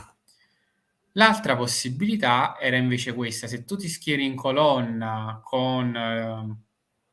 in una colonna non proprio stretta e lunga, ma con le compagnie già un po' affiancate, è molto più veloce passare dalla colonna alla linea, perché tu basta che fai i movimenti che vengono rappresentati nelle frecce tratteggiate e i francesi praticamente in 1 minuto e mezzo erano capaci già di fare il passaggio. Per cui alla fine il modo di combattere dei francesi diventa questo: arriviamo in colonna e poi ci apriamo in linea. E qui si apre il tema del confronto tra francesi e britannici, perché mentre i francesi adottano questo compromesso, quindi di usare sia colonna che linea, gli inglesi sono molto più dogmatici e gli inglesi sono per la linea sempre. L'esercito inglese del resto è un esercito tradizionalista, le innovazioni ci sono, però molto lentamente. E quindi tu hai, in ogni scontro tra inglesi e francesi, hai gli inglesi che si piazzano in genere su una posizione rialzata, su una collinetta, schierati in linea, e i francesi che avanzano verso questa collinetta, prima in colonna e poi si aprono in linea. Qui ho portato qualche altro esempio, sempre dal bellissimo libro di Paddy Griffith, che ci riporta lo schema di una battaglia avvenuta in Spagna, Sorauren. Non è una battaglia famosissima, ma è una battaglia abbastanza importante della campagna spagnola, e praticamente ci mostra questo meccanismo che si ripete sempre. Gli inglesi, Wellington in particolare, combattono sempre allo stesso modo contro i francesi. Si schierano su una collinetta, si mettono in linea e aspettano che i francesi gli vadano contro. È una modalità che si ripete all'infinito.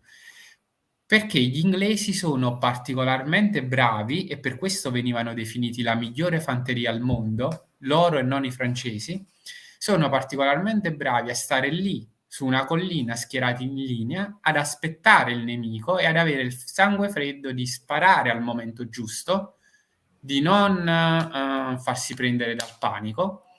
E quindi in realtà i britannici vincevano sempre contro i francesi, perché i francesi facevano questa cosa qua, vedi, qua si vede che sono in colonna, avanzano in colonna, poi tentano di aprirsi e di passare in linea davanti agli inglesi, ma gli inglesi gli sparano addosso, gli impediscono di fare questo passaggio e i francesi vanno in rotta.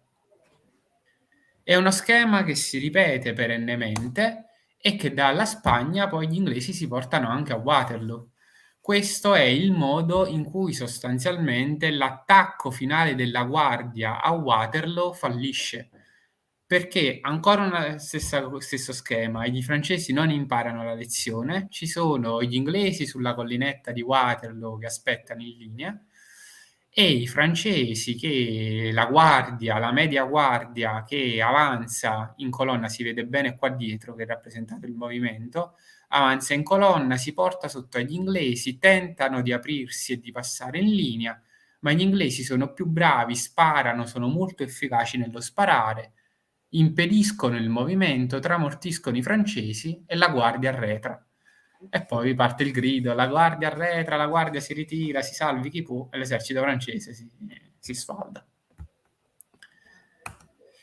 Per cui, giusto per capirci che poi queste cose che vediamo qua con gli schemini stabiliscono davvero l'esito delle battaglie, cioè è fondamentale. Altra via di mezzo, questa è l'unica cosa che si inventa Napoleone in tutto questo, perché tutto questo discorso che noi stiamo facendo, in realtà Napoleone c'entra pochissimo, perché Napoleone a questo livello non ha inventato niente, ha usato quella che era la teoria che era già presente al suo tempo. L'unica invenzione che ha Napoleone è che si inventa quest'ordine misto, per cui fondamentalmente schiera alcune compagnie in linea e poi gliene mette a fianco alcune in colonna. Si inventa questo ibrido che poi cerca il più possibile di imporre i suoi sottoposti. Lui lo usa per la prima volta nella campagna d'Italia sul tagliamento. Bravissimo. Esattamente. Bravissimo. Se lo inventa il tagliamento nel 1796 e poi dopo cerca di imporre questa sua brillante trovata ai suoi sottufficiali e i resoconti che abbiamo è che l'ordine misto viene utilizzato tantissimo nelle battaglie in cui Napoleone è presente. Quando invece i suoi generali devono combattere per conto proprio, Napoleone non c'è, l'ordine misto sparisce. Perché? Insomma, era una cosa un po' ibrida che non era proprio non dava un vantaggio, diciamo, particolare rispetto alle altre soluzioni, ecco. E a questo punto introduciamo la terza formazione, che era quella per resistere alla cavalleria.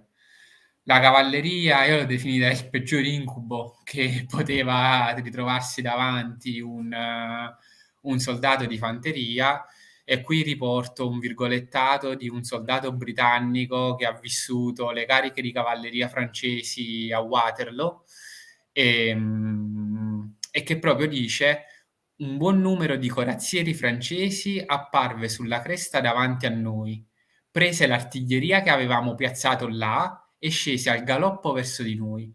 Il loro aspetto era così formidabile che pensai che con quelli non avevamo la minima possibilità di farcela. Per cui immaginiamoci, no, sei un soldato, stai là col tuo mischetto in linea e ti trovi all'improvviso che ti vedi a 200-300 metri 1000 cavalieri urlanti che ti stanno caricando addosso, e davvero per un soldato era una vista, Anche lì se doveva posso essere caricare, nel tremenda. senso avanzano informazioni, non è che si lanciano al galoppo ai 3000 all'ora. Poi Bravissimo. lo vedremo nelle prossime live, era solo per... Bravissimo. E quindi la soluzione per cercare di resistere a queste cariche era schierarsi in quadrato.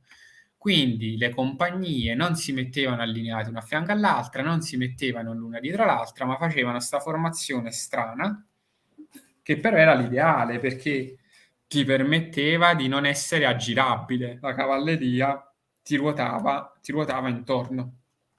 Ecco, qui l'ho presa sempre dal nostro amico Paddy Griffith, che ci rappresenta un quadrato durante la battaglia delle piramidi.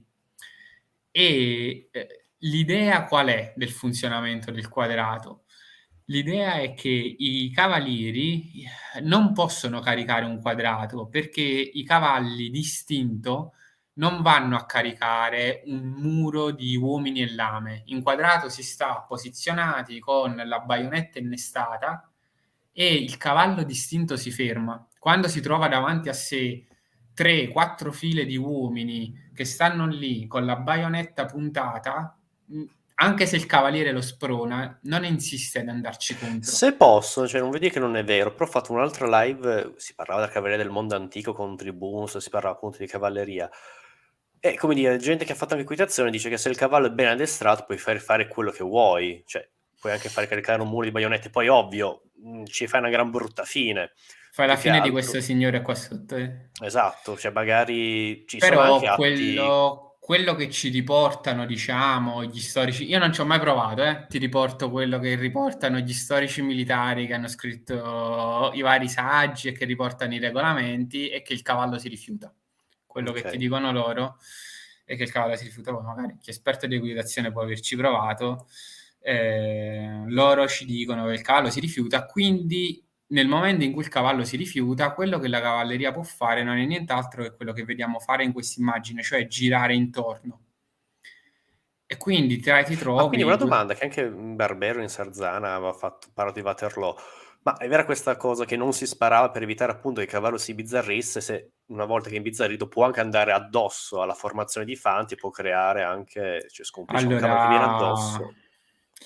questo è un punto un po' annoso, nel senso che lo stesso Barbero nel suo libro su Waterloo riporta i virgolettati dei soldati che raccontano come hanno sparato dai quadrati. Quindi io non ho mai capito in realtà perché lui a Sarzana ha detto quella cosa che dai quadrati non si spara. Sono sicuro che avrà avuto le sue buone ragioni, Secondo ma me, se posso, mi sono dato una risposta sulla complessità, cioè non puoi esatto. dare un'affermazione concreta. Ovvio, secondo me, qualcuno sparava, qualcuno no. Anche il fatto, ovviamente, che metti che spari al cavaliere, il cavallo viene ferito, va addosso a una Allora, formazione il inquadrata, punto... potrebbe comunque creare una falla, ed è quello anche che si cercava. Quindi, a mio avviso, le due risposte stanno anche insieme. Ovvio, Sì, sì, sì, sì.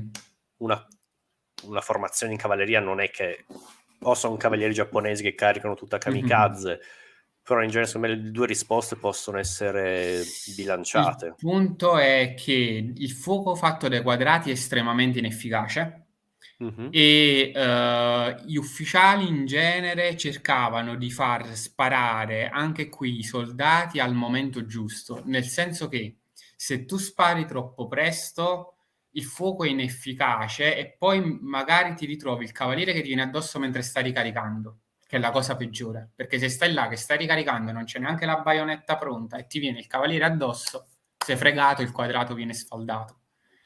Se invece spari troppo presto, troppo tardi, troppo all'ultimo momento, cosa succede? Succede quello che sta succedendo qui. Il cavallo e il cavaliere cadono sugli uomini che sono in quadrato e la formazione si sfalda. Per cui devi sparare in quel preciso momento in cui il cavaliere non è né troppo vicino né troppo lontano, in modo tale che lo riesci a beccare, o se Se non lo riesci a becchi hai il beccarlo, anche il tempo, nostro discorso appunto, di prima c'entra che... o se non lo becchi hai il tempo di ricaricare prima che lui ti venga addosso. Per cui o spari esattamente al momento giusto, oppure meglio che non spari. Perché o sei inutile, oppure ti fai morire il cavallo addosso, ed è la cosa peggiore.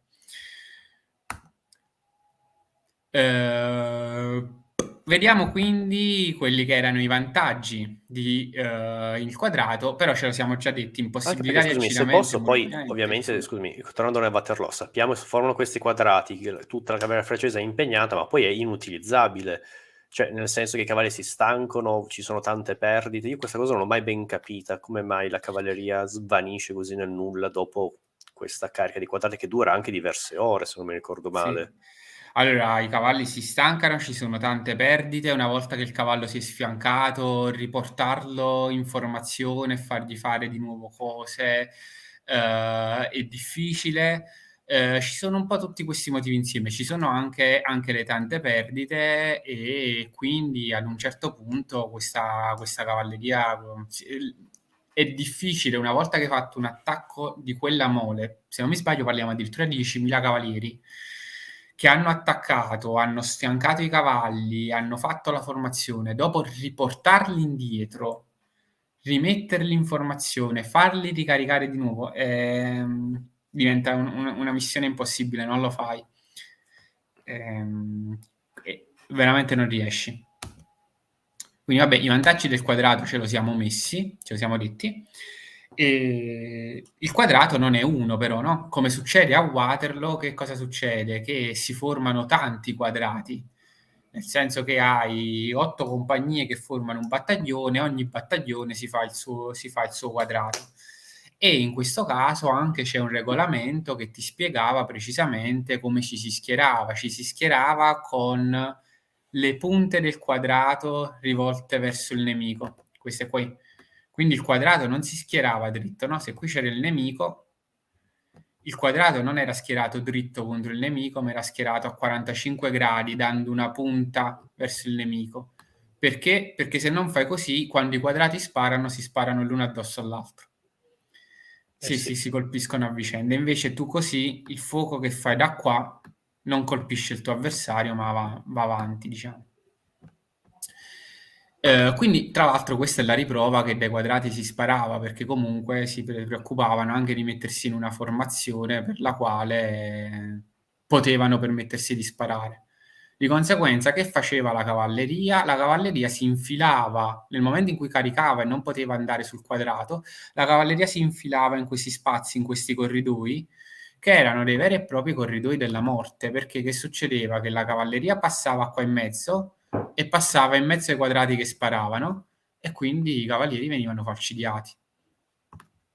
Si vede benissimo in Waterloo del 70 questo, ripreso dall'alto. Esatto. Infatti, Zero effetti poi te l'ho messo. speciali, tutti rievocatori. Che film.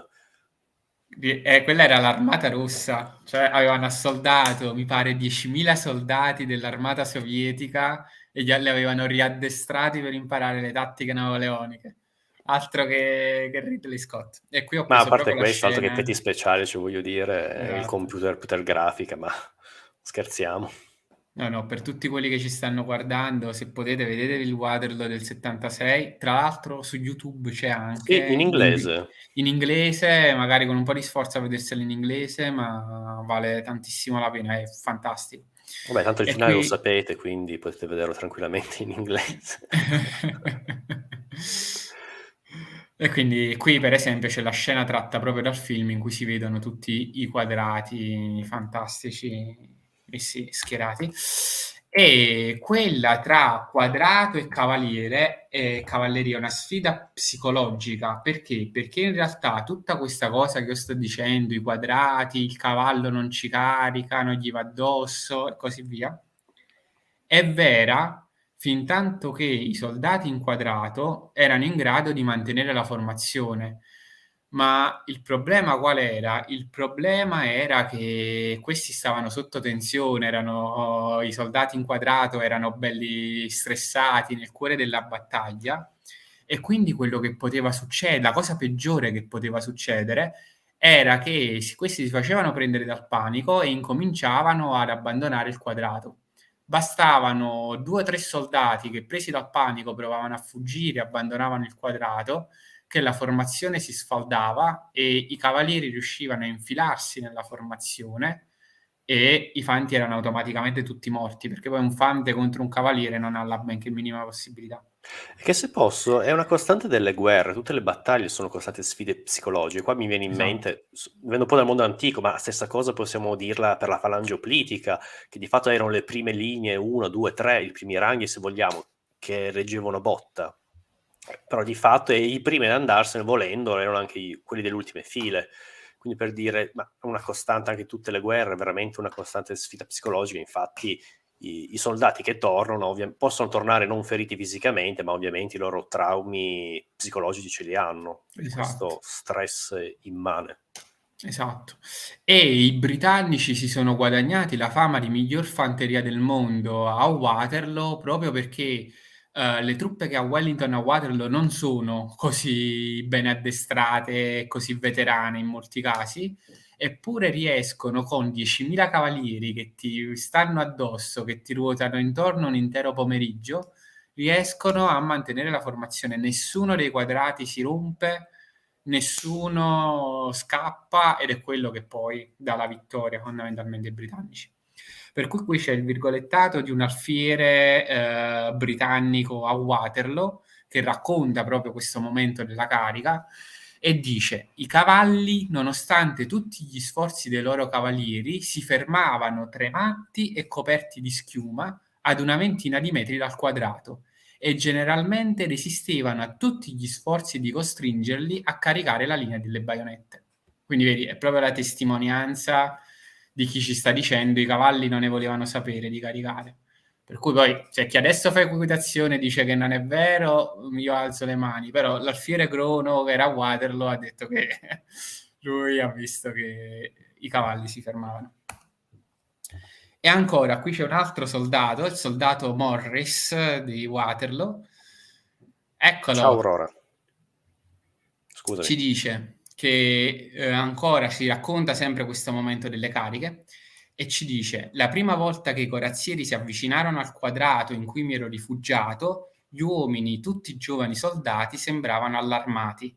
Spararono alto e con poco effetto e in uno degli angoli c'era abbastanza agitazione da farmi sentire decisamente a disagio.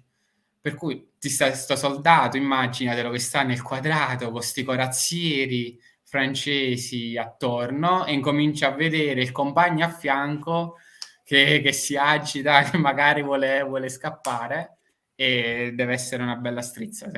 Questi corazzi alti 2,5 metri Altri tra 2 metri e loro, mezzo, che hanno le corazze, perciò sì, corazzieri, che l'elmo luccicano, che fanno un scintillante. rumore, mamma Eh, mia. era veramente impressionante e per questo, soprattutto ecco, nel caso di soldati giovani come quelli che stavano col soldato Morris inquadrato, veramente tanto di cappello al fatto che nonostante la tensione, nonostante il disagio, come lo definisce Morris, poi alla fine questi sono riusciti a rimanere fermi. Infatti è emblematico che se possono morire di una cavolata, Wellington dopo Waterloo ha smesso. Sì, sì, ha smesso. Cioè, per lui, d'altronde ha finito in bellezza, cioè, dopo che ha sconfitto Napoleone, mi è andata bene una volta, grazie ai prussiani, voglio dire, mi ritiro con gli onori. Però per Sì, dire, anche beh, lui se l'è vissuta bella tesa, eh. se l'è vista brutta, perché poi pensa che in questa situazione Wellington era in uno dei quadrati, rifugiato all'interno, e non poteva dare ordini a nessun altro perché c'aveva i cavalieri che gli giravano attorno. Per cui in quel momento sarai anche il generale in capo, ma sei impotente. Dipende tutto da il soldato che è lì in linea, lì inquadrato, schierato, e se resiste, resiste, se si va a prendere al panico e scappa, non ci puoi fare niente. Complimenti ai sottufficiali e ai sergenti che hanno Esatto, stretto i ranghi. che hanno stretti i ranghi, a suon di bestemmie e di minacce li hanno tenuti e quelli sono rimasti. Oh, e qui adesso, esaurite quindi le 3 formazioni della fanteria, arriviamo all'annoso tema delle cariche alla baionetta. Allora, partiamo da che cos'è la baionetta. Quindi la baionetta è questa che vedete qui, è praticamente una lama appuntita che si attaccava alla canna del moschetto per trasformarlo in una picca. C'era sia la versione che vedete in alto, sia questa versione in basso che è la versione britannica, dove la baionetta è proprio una spada che poi ha questa apertura qui che si innesta sul moschetto, quindi una specie di spada alla fine. E appunto qui faccio brevemente accenno al passaggio dalla picca alla baionetta perché il problema era la cavalleria, nel senso che la picca nel corso dei secoli precedenti, pensiamo al 400, al 500, alla fanteria svizzera, al quale questa immagine qui si rifà, con queste picche lunghissime, che servivano appunto a creare quel muro di lame che doveva fermare i cavalieri che ancora combattevano con lo stile medievale. La fanteria ad un certo punto nella storia della guerra al sopravvento rispetto alla cavalleria medievale, proprio perché escogitano questo sistema di avere le picche e capiscono che se tu ti impianti là con una picca, il cavaliere, per quanto addestrato, per quanto con la corazza luccicante, addosso non ti viene. E rimane, siccome la cavalleria comunque si evolve, rimane ancora fino all'età napoleonica in funzione in attività, il problema di avere una lancia da contrapporre alla cavalleria nemica rimane col passare dei secoli.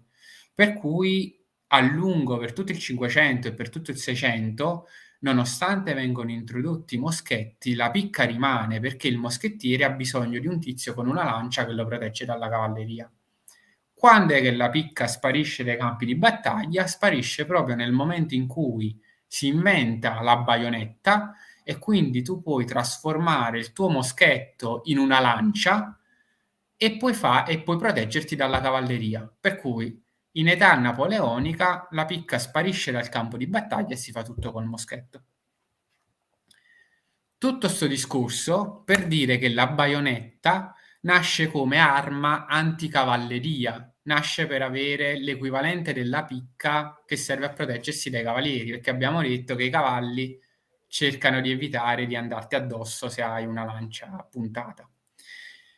Detto questo, l'uso che ne puoi fare della baionetta nello scontro invece tra due fanterie va distinto in due casi.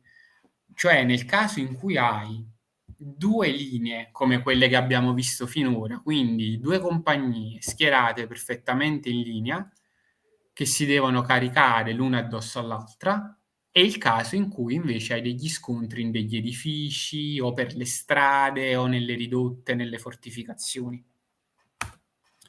Perché? Perché quello che vediamo nei film, cioè i soldati stanno in linea, sparano un colpo di moschetto e poi l'ufficiale dice alla baionetta e allora tutti uno addosso all'altro, tutti che si danno, si lanciano, incominciano a usare la baionetta, a usare il fucile come un bastone, e si sparpagliano e se le danno di santa ragione, tutta questa roba non è mai esistita. Che se posso, scusami, così ti faccio un attimo riposare.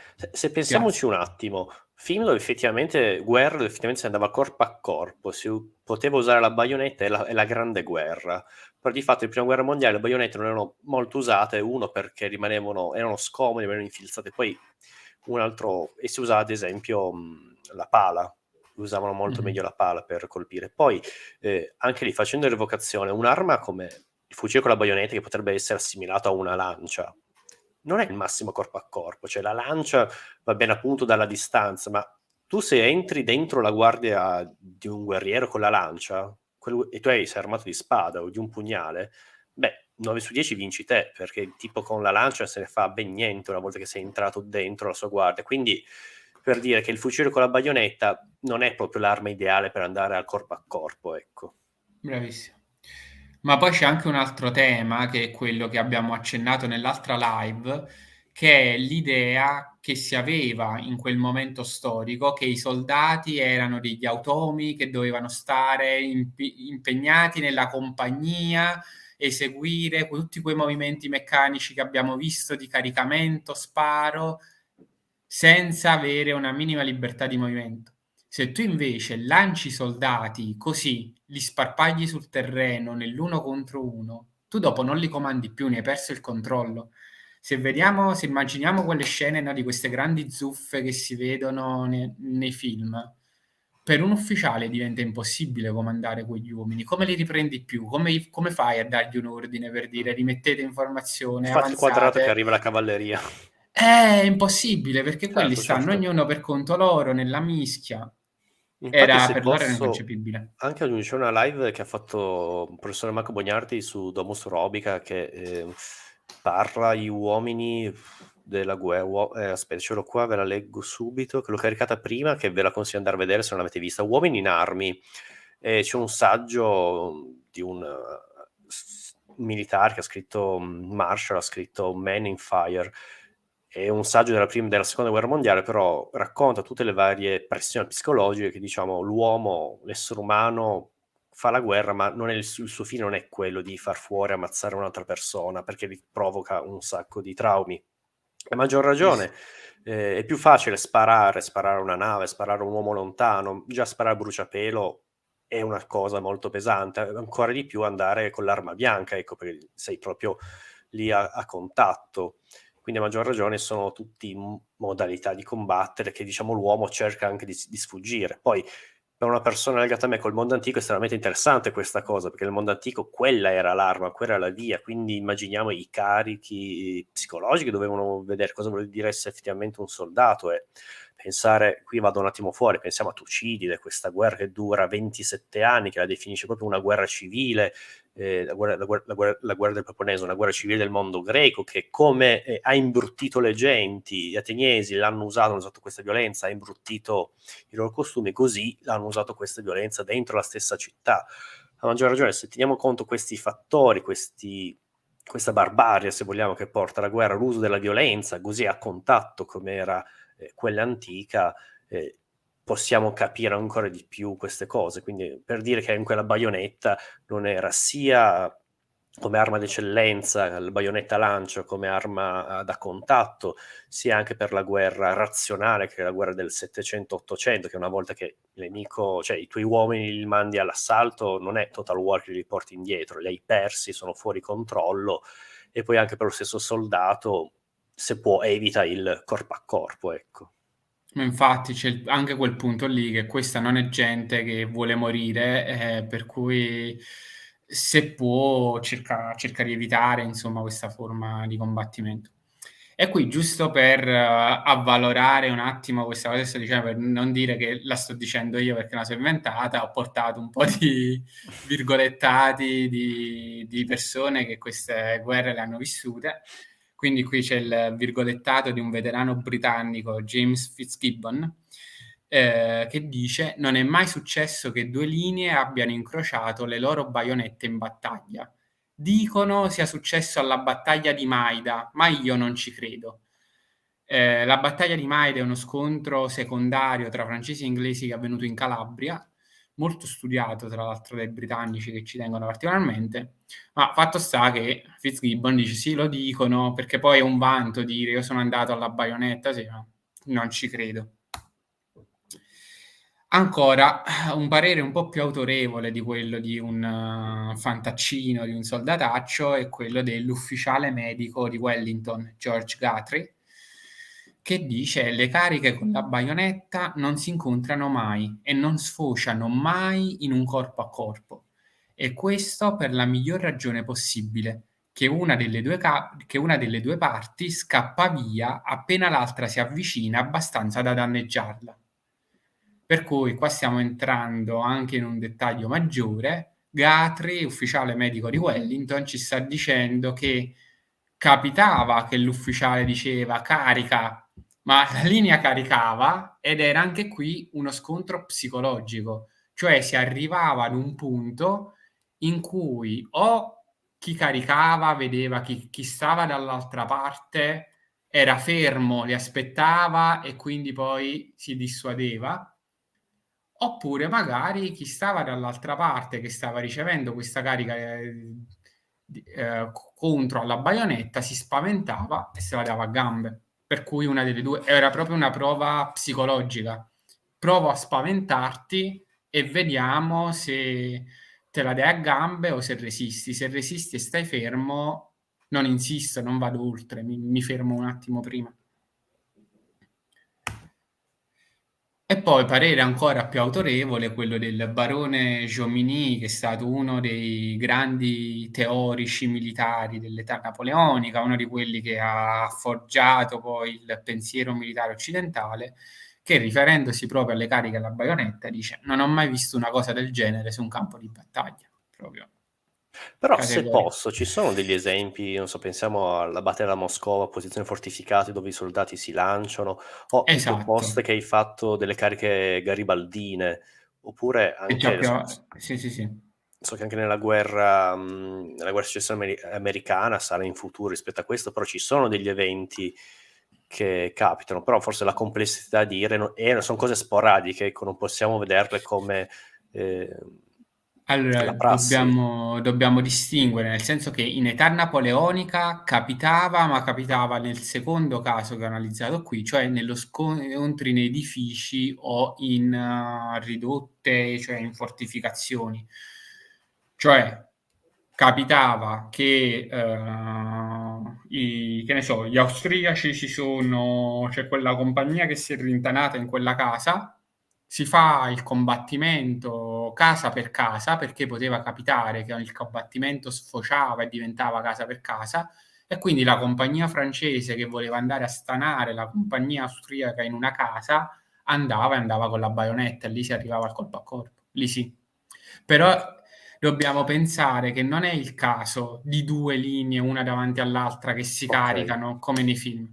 ok. Cioè una situazione in cui stiamo in uno spazio stretto, siamo in una fortificazione perché magari ho assaltato, una fortezza, dall'altra parte ho trovato i nemici, che faccio? Muovo la baionetta per cercare di farmi strada, in quel caso sì.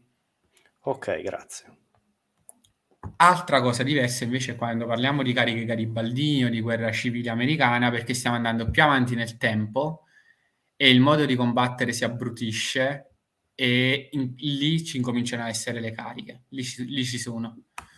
Cambia il modo di combattere, c'è un'evoluzione ovviamente rispetto all'età napoleonica. Andiamo ad aprire, quindi se con le baionette ci siamo, andiamo a aprire un altro capitolo, ci stiamo avvicinando verso la conclusione della live, che è quella di parlare un po' dei corpi di elite che ogni esercito aveva. Io qua in particolare mi sono concentrato sulla Guardia Imperiale. Scusami se E interrompo, c'è questo commento, professor Bognari, che è fantastico. La baionetta è la sua miglior fortuna far parlare di storici militari. beh, è vero, è vero. Io mi ritrovo a parlarne spesso e su Instagram il mio post sulla baionetta penso che ancora adesso sia il mio post con più commenti, condivisioni e like, proprio che non se l'aspetta nessuno. Verissimo, ci dà tanto di cui parlare. E quindi sì, poi cambiamo argomento, andiamo a parlare di questa la guardia che si nomina sempre quando si parla di Napoleone, la Guardia Imperiale, andiamo a capire meglio che cosa era.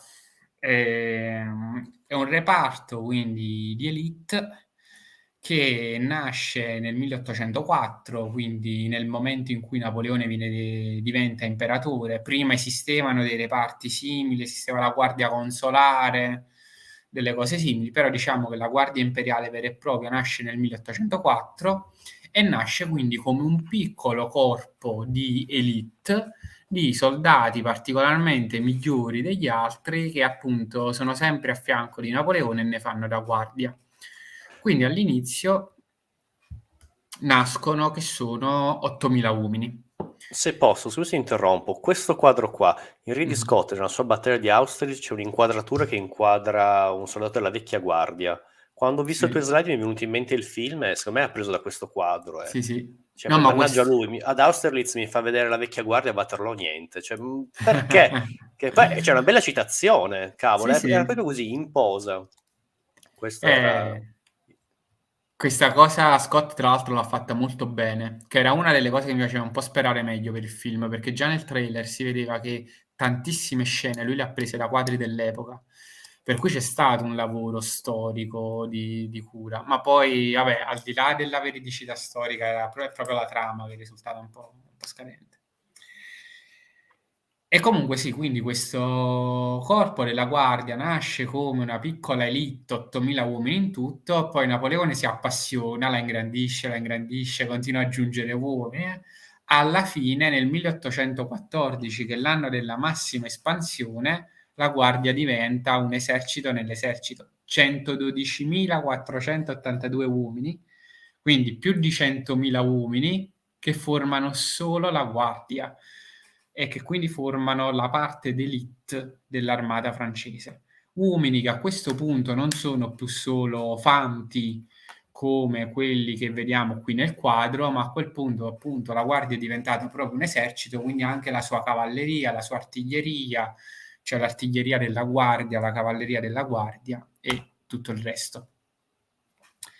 E quindi questa guardia che si espande sempre di più incomincia ad avere anche un'organizzazione più articolata e si divide in vecchia guardia, media guardia e giovane guardia.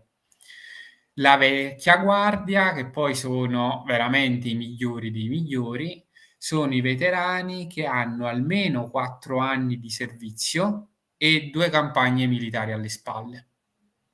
Quindi sono i soldati che si sono particolarmente distinti, che hanno fatto almeno 2 campagne. Per esempio, per intenderci, 2 campagne, hanno fatto la campagna d'Italia e la campagna d'Egitto. Hanno servito almeno per 4 anni e quindi possono entrare nella vecchia guardia. Per entrare nella media guardia invece bisognava distinguersi avendo almeno una campagna alle spalle. Quindi, che ne so, bastava che eri stato particolarmente abile nella campagna che porta alla battaglia di Austerlitz e ti meriti già il posto nella media guardia. Invece la giovane guardia è costituita dalle migliori reclute. Quindi stiamo parlando dei soldati che sono stati appena reclutati, quelli che sembrano migliori, più coraggiosi, più dotati fisicamente, più disciplinati, tra le varie reclute già vengono inglobati nella giovane guardia. Che cosa vuol dire stare nella guardia? Vuol dire avere tutta una serie di privilegi che gli altri si possono sognare. Quindi innanzitutto vuol dire avere un rapporto esclusivo con Napoleone. È pieno di scene di Napoleone che parla a tu per tu con i soldati della guardia come se fossero alla pari. Quindi gli chiede come stanno, come va, fa questo gesto che gli prende la guancia tra le dita, le orecchie, gli tira le orecchie così, e i soldati impazziscono quando va Napoleone e gli fa questi gesti. E loro hanno un rapporto estremamente diretto con Napoleone. Napoleone li chiama i grognard, che in francese vuol dire brontoloni, proprio perché i soldati della guardia sono gli unici che si possono permettere di lamentarsi con Napoleone. Per esempio c'è questo racconto sfizioso della campagna in Polonia che porta alla battaglia di Eylau, una delle battaglie più sanguinose, e c'è l'esercito francese che avanza in Polonia, piove, fa freddo, le strade sono un ammasso di fango, non c'è niente da mangiare, e tra i soldati gira una canzoncina che dice pane non ce n'è, pioggia quanta ne vuoi. E allora uno di questi grognard, uno dei soldati della guardia, si avvicina a Napoleone e gli canta pane non ce n'è, e Napoleone gli risponde pioggia ce n'è quanta ne vuoi. Per cui no, ci sono tutte queste leggende di queste battutine.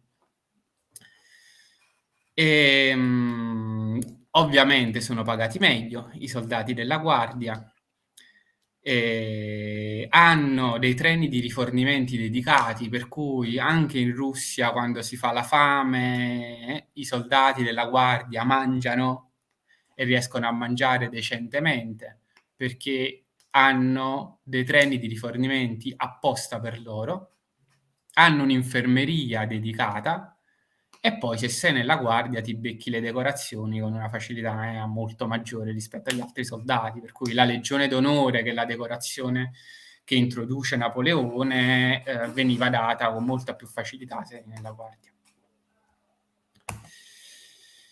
E il problema, diciamo, della guardia è che Napoleone, proprio perché aveva questo rapporto così esclusivo, no? Quasi amicale, cercava di risparmiarla tanto. Per cui ho messo qui un esempio di impiego a Borodino che in realtà è un esempio di non impiego.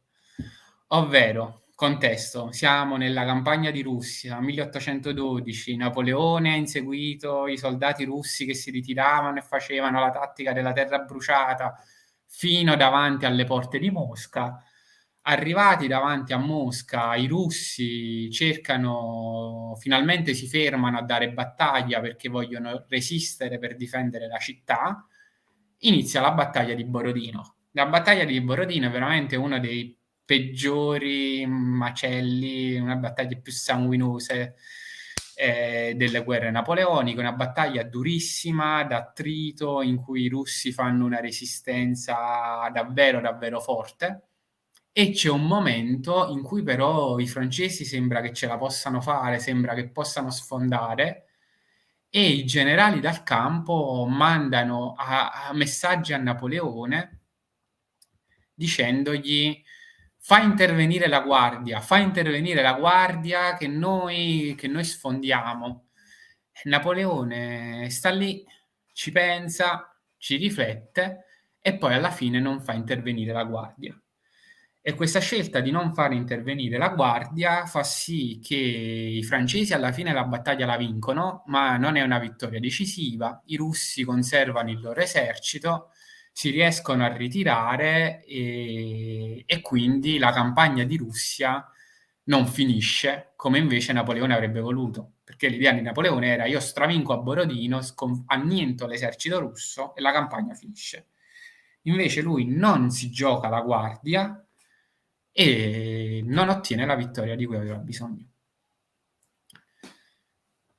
Per cui c'è proprio questo problema di Napoleone che è gelosissimo della guardia e la impiega pochissimo. Per cui quali sono gli svantaggi di avere la guardia imperiale?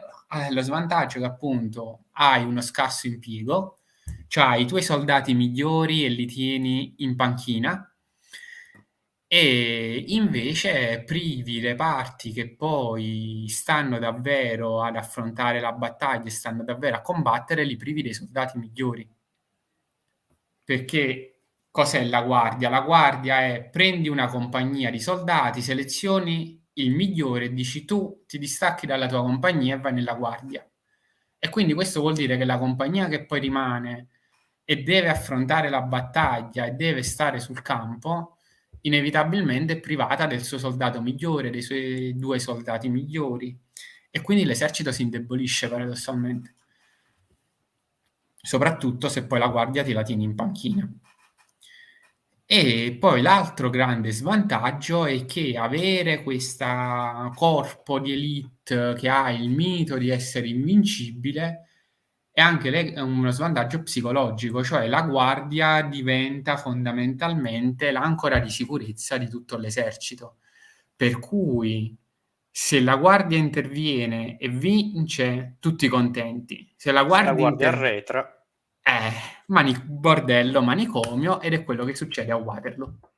A Waterloo la guardia fallisce e nel momento in cui un soldato normale vede che anche quelli della guardia non ce la fanno con questi britannici, basta, non ne vuole sapere più di combattere. Per cui alla fine di questo ragionamento la mia teoria è che la guardia ha fatto più male che bene a Napoleone, però questa è una mia teoria e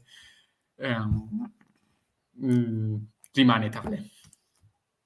io Non so se se Gianluca. posso non Sì, sono vai. d'accordo, perché secondo me parliamo un'altra volta, se non ci sta avere opzioni, teorie diverse. Ma sì, ci sta assolutamente. Non so se qualcuno da casa pure ci vuole dire la sua, però vabbè, questi svantaggi qui sono riportati dai principali storici militari, secondo me sono abbastanza impattanti. Non lo so, mi fanno pensare, però ti ripeto, rimane una mia valutazione che forse ne poteva anche fare a meno. E adesso ci avviamo davvero verso la conclusione per fare un accenno a un modo di combattere della fanteria che era già presente all'epoca di Napoleone e poi costituirà la base per il futuro, e che è quello della fanteria leggera. Infatti la fanteria si divide tra fanteria di linea e fanteria leggera, dove la fanteria di linea è tutto quello che abbiamo detto fino adesso, quindi gli uomini in compagnia, in formazione, gomito a gomito, uno vicino all'altro, che usano il moschetto, sparano ma non prendono la mira, tutte queste cose qua. La fanteria leggera è un'eccezione. Qui ho messo proprio la differenza tra l'uno e l'altro e secondo me già dall'abbigliamento qualcosa si capisce. Se vedi il fante de linea è bello vistoso con il cappello qui con la pelle dell'orso, la divisa sgargiante. Se vedi il soldato di fanteria leggera, c'ha questa che addosso è quasi una mimetica. E ce ne sono in tutti gli eserciti hanno dei fanti leggeri, ognuno li chiama in maniera diversa, i francesi hanno chassé, tirailleur, voltigeur, i tedeschi hanno gli Jäger, gli inglesi hanno i Riflemen, i portoghesi hanno i Caçadores, molto famosi perché molto bravi. E chi sono questi fanti leggeri?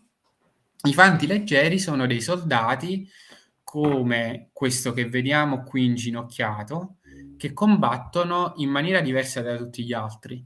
Cioè sono soldati che non stanno in formazione, sono soldati che combattono autonomamente per conto proprio e che tra l'altro prendono la mira. Sono addestrati per sparare con precisione.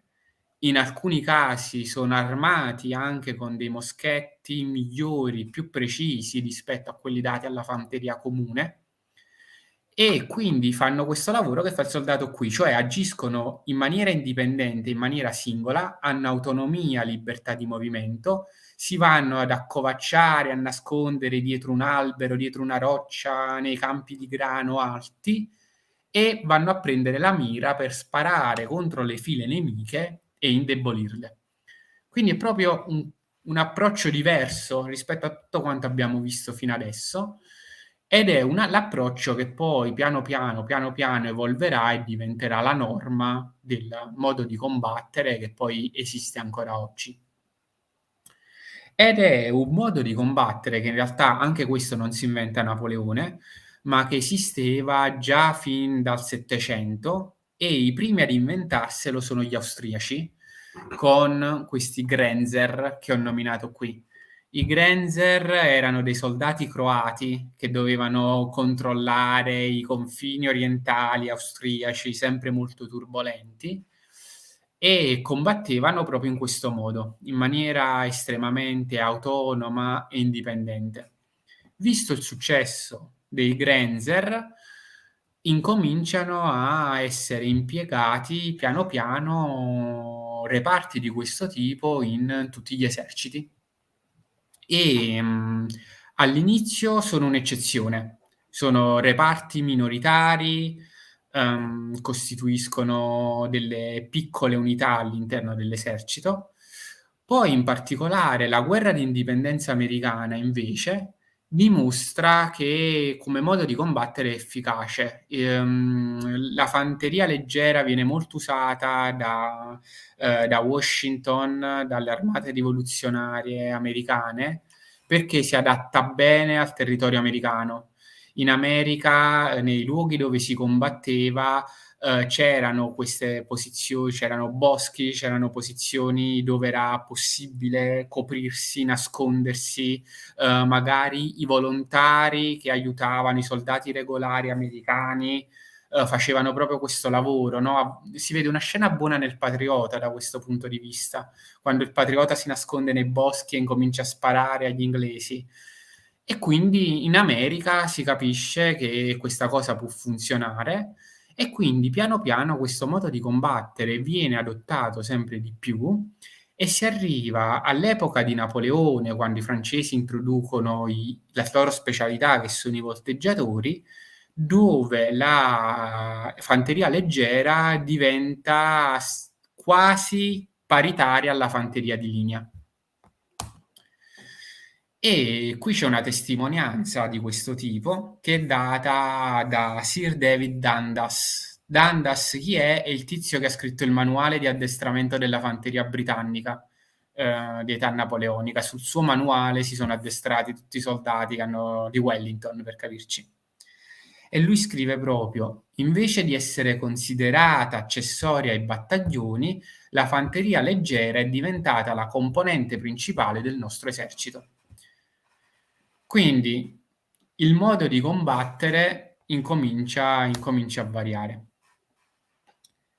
Ancora, quando è che si vede poi durante le guerre napoleoniche che questa fanteria leggera è particolarmente utile? La si vede nella battaglia di Jena, cioè la battaglia in cui i francesi in un solo giorno sbaragliano i prussiani e distruggono l'esercito che era stato di Federico II di Prussia. I prussiani erano rimasti indietro, non avevano adottato fanteria leggera, i francesi invece ne avevano tanta e quindi quando subiscono questa sconfitta i prussiani restano proprio strabiliati da questo modo nuovo di combattere che hanno visto dei francesi. E c'è uno degli ufficiali prussiani che ci lascia il suo ricordo di quella battaglia e ci dice da grande distanza, e vedi la differenza con i moschetti, da grande distanza i proiettili degli schermagliatori francesi già ci raggiungevano. Loro erano formidabilmente posizionati di fronte a noi, nascosti nei campi e tra i cespugli. Non eravamo abituati a questo tipo di tattica. Ci sembrava che i proiettili venissero dall'aria. Per cui immaginate i prussiani che stanno ancora lì, vecchia scuola, tutti in linea, belli compatti, e che all'improvviso vedono dall'Elba Alta che arrivano colpi sparati, non si sa da chi. Anche qui, da un punto di vista psicologico, deve essere stato molto impressionante. E quindi qual era il metodo di combattere di questa fanteria leggera? Un po' l'ho già accennato, la fanteria leggera veniva utilizzata per esempio in situazioni come questa dove c'è un combattimento in un villaggio, si combatte strada per strada, non va bene più stare in formazione così, ma qui c'è un reparto di fanteria leggera francese che addirittura alza una barricata in mezzo alle strade della città e incomincia a combattere in maniera, vedete, è molto più confusionaria e regolare. C'è uno che carica, c'è l'altro che è steso, ci sono questi che sono seduti su un cavallo morto. È un modo di combattere molto più moderno, molto più irregolare, dove i soldati hanno molto più spirito di iniziativa. E qui ho aggiunto due esempi perché l'altra caratteristica tipica della fanteria leggera era che in genere si agiva in coppia. L'idea è che uno sparava mentre l'altro ricaricava, no? Qui abbiamo il classico soldato nel gesto di staccare la cartuccia con un morso, che abbiamo visto che era un gesto di quelli che si faceva per caricare. E quindi hai anche qui la stessa cosa, hai le coppie, per cui soldati inginocchiati, riparati, che stavolta prendono bene la mira, e il compagno che gli ricarica il moschetto. Un modo di combattere quindi totalmente nuovo, che apre la strada al futuro e che per esempio si vede bene nella battaglia di Waterloo.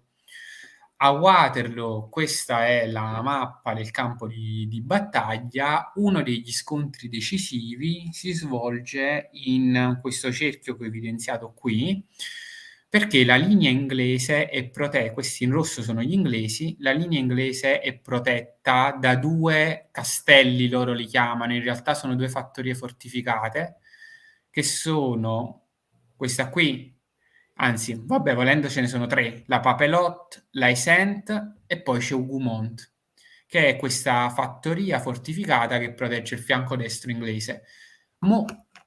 Una parte importante della battaglia di Waterloo sono i tentativi dei francesi di conquistare questa fortezza di Hougoumont. Ci Suo fratello proveranno. minore, se non erro. Esatto, bravissimo, c'è Gerolamo. Quello che poi sarà, se non sbaglio, il padre di Napoleone III.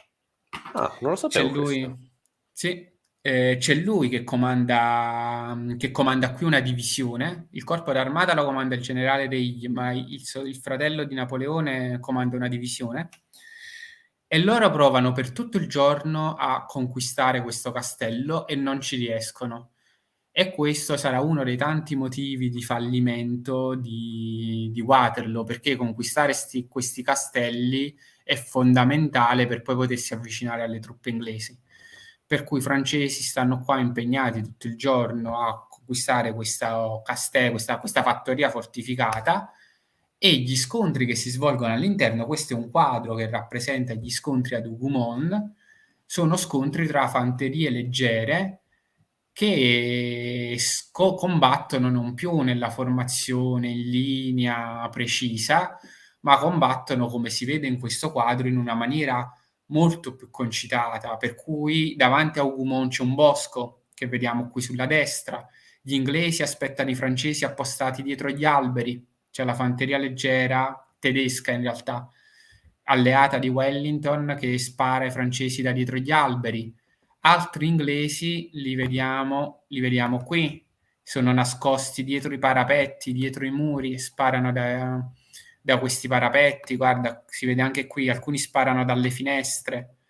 È proprio un modo di combattere completamente diverso ed è così che gli inglesi resistono ad Hougoumont, facendo questo tipo di azione e ogni tanto andando incontro anche a qualche scontro corpo a corpo, perché succedevano anche questi. E quindi c'era anche questo modo, c'era anche questa realtà che si affiancava a quella regolare che abbiamo descritto fino adesso. E siccome questa realtà poi rappresenterà il futuro della guerra, perché la guerra in futuro si farà sempre più così, ed è il motivo per cui, per esempio, all'epoca di Garibaldi si incominciano a fare le cariche di cavalleria, perché prevale questo Carica modo di di baionetta, scusami. regolare. Scusami, le cariche alla baionetta. È proprio perché prevale questo modo di combattere. E con questo penso di avervi già tenuto abbastanza e quindi con questo sguardo al futuro concludiamo qui. Bene, con questo soldato britannico in prima fila, fuori dai, Esatto. dai ranghi. Beh, grazie davvero, io ti ringrazio davvero, un invito a seguire il tuo canale YouTube, anche la tua pagina Instagram, tutti i Grazie. tuoi lavori che trovate in descrizione. Concludo per un attimo riprendere una domanda precedente, che casomai provo a rispondere io, poi se vuoi puoi rispondere anche tu, però ti Certo. faccio prendere un attimo fiato. Devo un attimo trovare di passione napoleonica. Eccoci qua. Sostanzialmente possiamo definire la guerra napoleonica come lo spartiacque perfetto tra la guerra di età moderna e la guerra contemporanea industriale. E poi mi collego anche a questa domanda, se era parlato di Eugenio, che parla, vede un po' la prima parte della prima guerra mondiale come un retaggio un po' della guerra napoleonica. Io vorrei provare un po' a rispondere ad entrambe, che secondo me si può trovare un filo conduttore. Prima, per rispondere a Eugenio, riguardo alla Grande Guerra, ovviamente grande massacro, pieni di tecnologie generali che di una generazione precedente non si sono formati con quelle armi, non hanno capito niente, però secondo me è sbagliato vederla proprio in termine napoleonico, o meglio, secondo me più che termine napoleonico loro volevano fare i grandi condottieri, cioè il classico Alessandro Magno, generale Napoleone, vai, manovri, sfondi, conquisti, te ne vai di qua e di là, la guerra dura poco.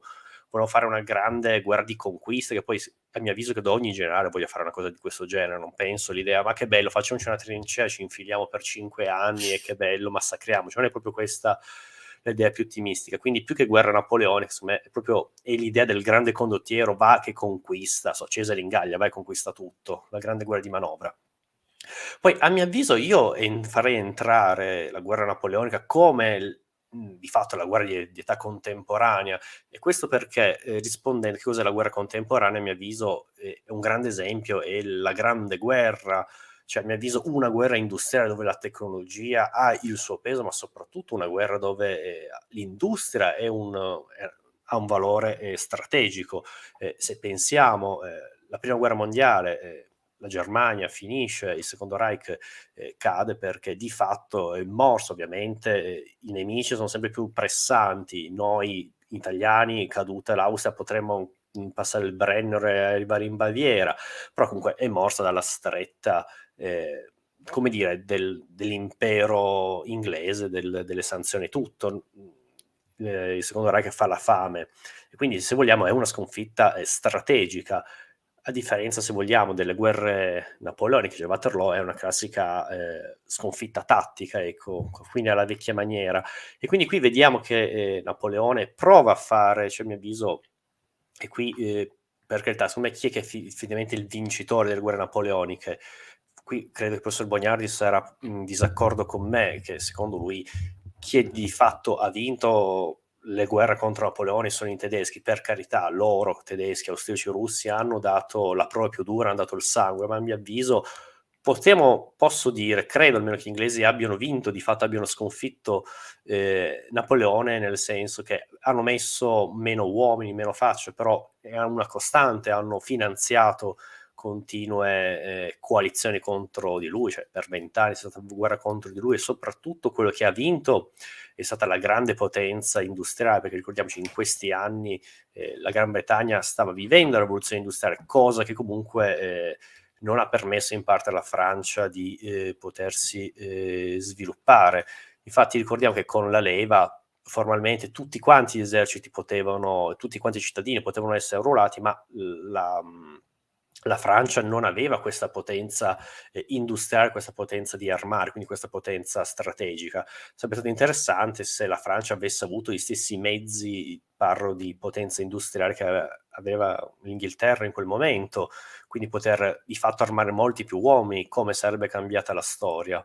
E quindi per queste ragioni, ovviamente non voglio dire che gli austriaci tedeschi non hanno dato la loro prova, però di fatto possiamo vedere in conclusione la guerra napoleonica come la prima guerra moderna, dove di fatto l'industria è una cosa di vitale importanza, ecco, nelle guerre di oggi, e quindi dire anche che la prima guerra mondiale, con le guerre napoleoniche, non ha molto senso. Per carità, nelle idee iniziali, nelle idee di ogni generale c'è l'idea di conquista, di fare grandi manovre, però a mio avviso sono due cose diverse. Ho provato a dare una risposta un po' a entrambe, spero di non essere stato un po' troppo confuso. Questa è semplicemente la mia idea, ovviamente non è oro colato.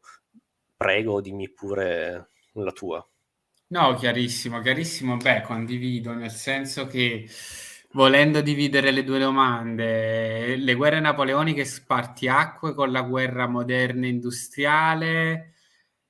Allora, su certi aspetti sì, su certi aspetti no, nel senso che su certi aspetti vedo molto più uno spartiacque, per esempio la guerra franco-prussiana del 1870-71. Lì davvero i prussiani incominciano a vincere perché hanno una potenza anche industriale dietro, bella corposa. Le guerre napoleoniche sono uno strano mix. Sono un po' ancora, sono con un piede ancora nella guerre del passato, del Settecento, e con un piede si avviano avanti, però secondo me, detto che la prima guerra mondiale rompe tutti gli schemi, però dobbiamo trovare uno spartiacque prima, probabilmente Sedan, 1870-1871. Anche questo parere ovviamente soggettivissimo. Per quanto riguarda invece la prima guerra mondiale, con i generali che la pensano in maniera napoleonica, su quello forse sono un po' più d'accordo con chi ha scritto il commento, perché ho presente che i capi di Stato Maggiore tedeschi preparano i loro piani leggendo Clausewitz, e l'arte della guerra di Clausewitz è fondamentalmente un trattato napoleonico. L'idea stessa di dire invadiamo il Belgio, così riconquistiamo subito la Francia, poi prendiamo le truppe e le spostiamo in Russia, c'è qualcosa in effetti di ancora molto napoleonico. I generali di quell'epoca hanno quella lezione di Napoleone in mente, ma perché hanno letto Clausewitz. Clausewitz, per chi non ha presente, è stato il maggior teorico militare del mondo occidentale, che era un ufficiale prussiano che era presente anche a Waterloo e che poi ha scritto, dopo le guerre napoleoniche, questo manuale sul quale si sono formati tutti gli strateghi che poi hanno combattuto la prima guerra mondiale. Quindi forse sì, un po' cioè, c'era un po' di pensiero napoleonico ancora all'inizio della prima guerra mondiale, che era ormai inattuabile perché le armi erano diverse e non permettevano più di fare quel tipo di combattimento. Bene, qualche commento che giustamente sentiamo anche il professor Bognari sostiene che appunto i disastri della rivoluzione francese siano quelli che hanno impedito la rivoluzione industriale in Francia e non in Inghilterra. Quindi questo è un sì, ci tema può bello stare. È un tema corposo. enorme, sì. C'è anche da Sì. dire che l'Inghilterra aveva tanto carbone e la Francia non tanto. Però vabbè, si entra in un tema un po' più economico, politico e davvero sì, possiamo fare un'altra live. Poi, passione storica, paradossalmente, penso che il vincitore delle guerre napoleoniche sia stato Napoleone stesso. Gli ideali rivoluzionari hanno contribuito a diffondere in Europa sopravvissuti ai vincitori.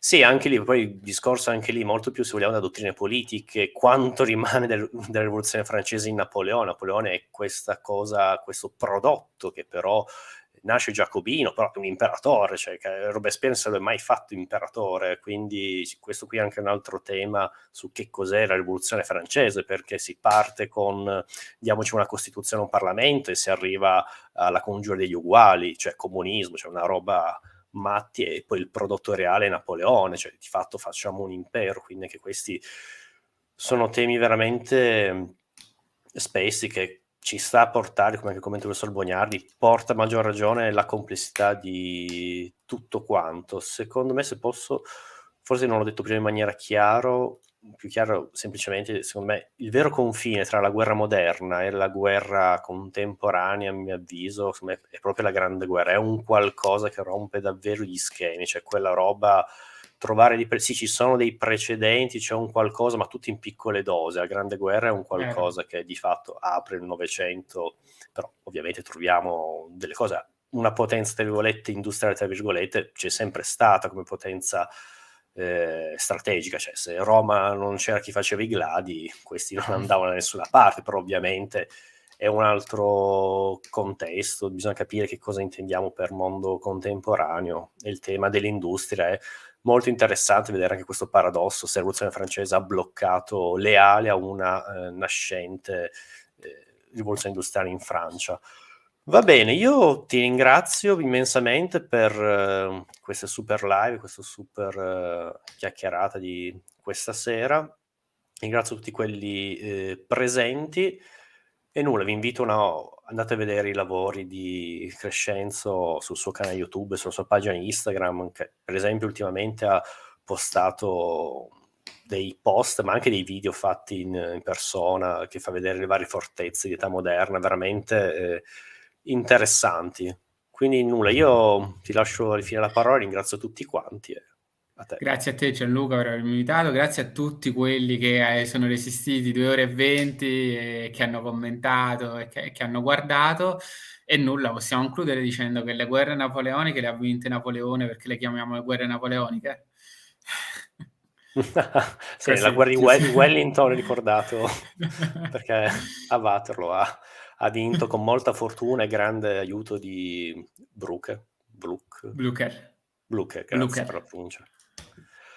Va bene, allora buona notte a tutti, viva la Repubblica, un saluto al professor Bognano, un saluto a tutti quanti, grazie a Mauro, Eugenio che avete seguito con vari commenti, grazie Francesco. Non sono riuscito a metterli tutti perché iniziano ad essere davvero tanti e anche un po' fuorvianti, visto che abbiamo fatto anche 2 ore e mezza. Vi ringrazio e nulla, alla prossima. Buona serata. Ciao a tutti.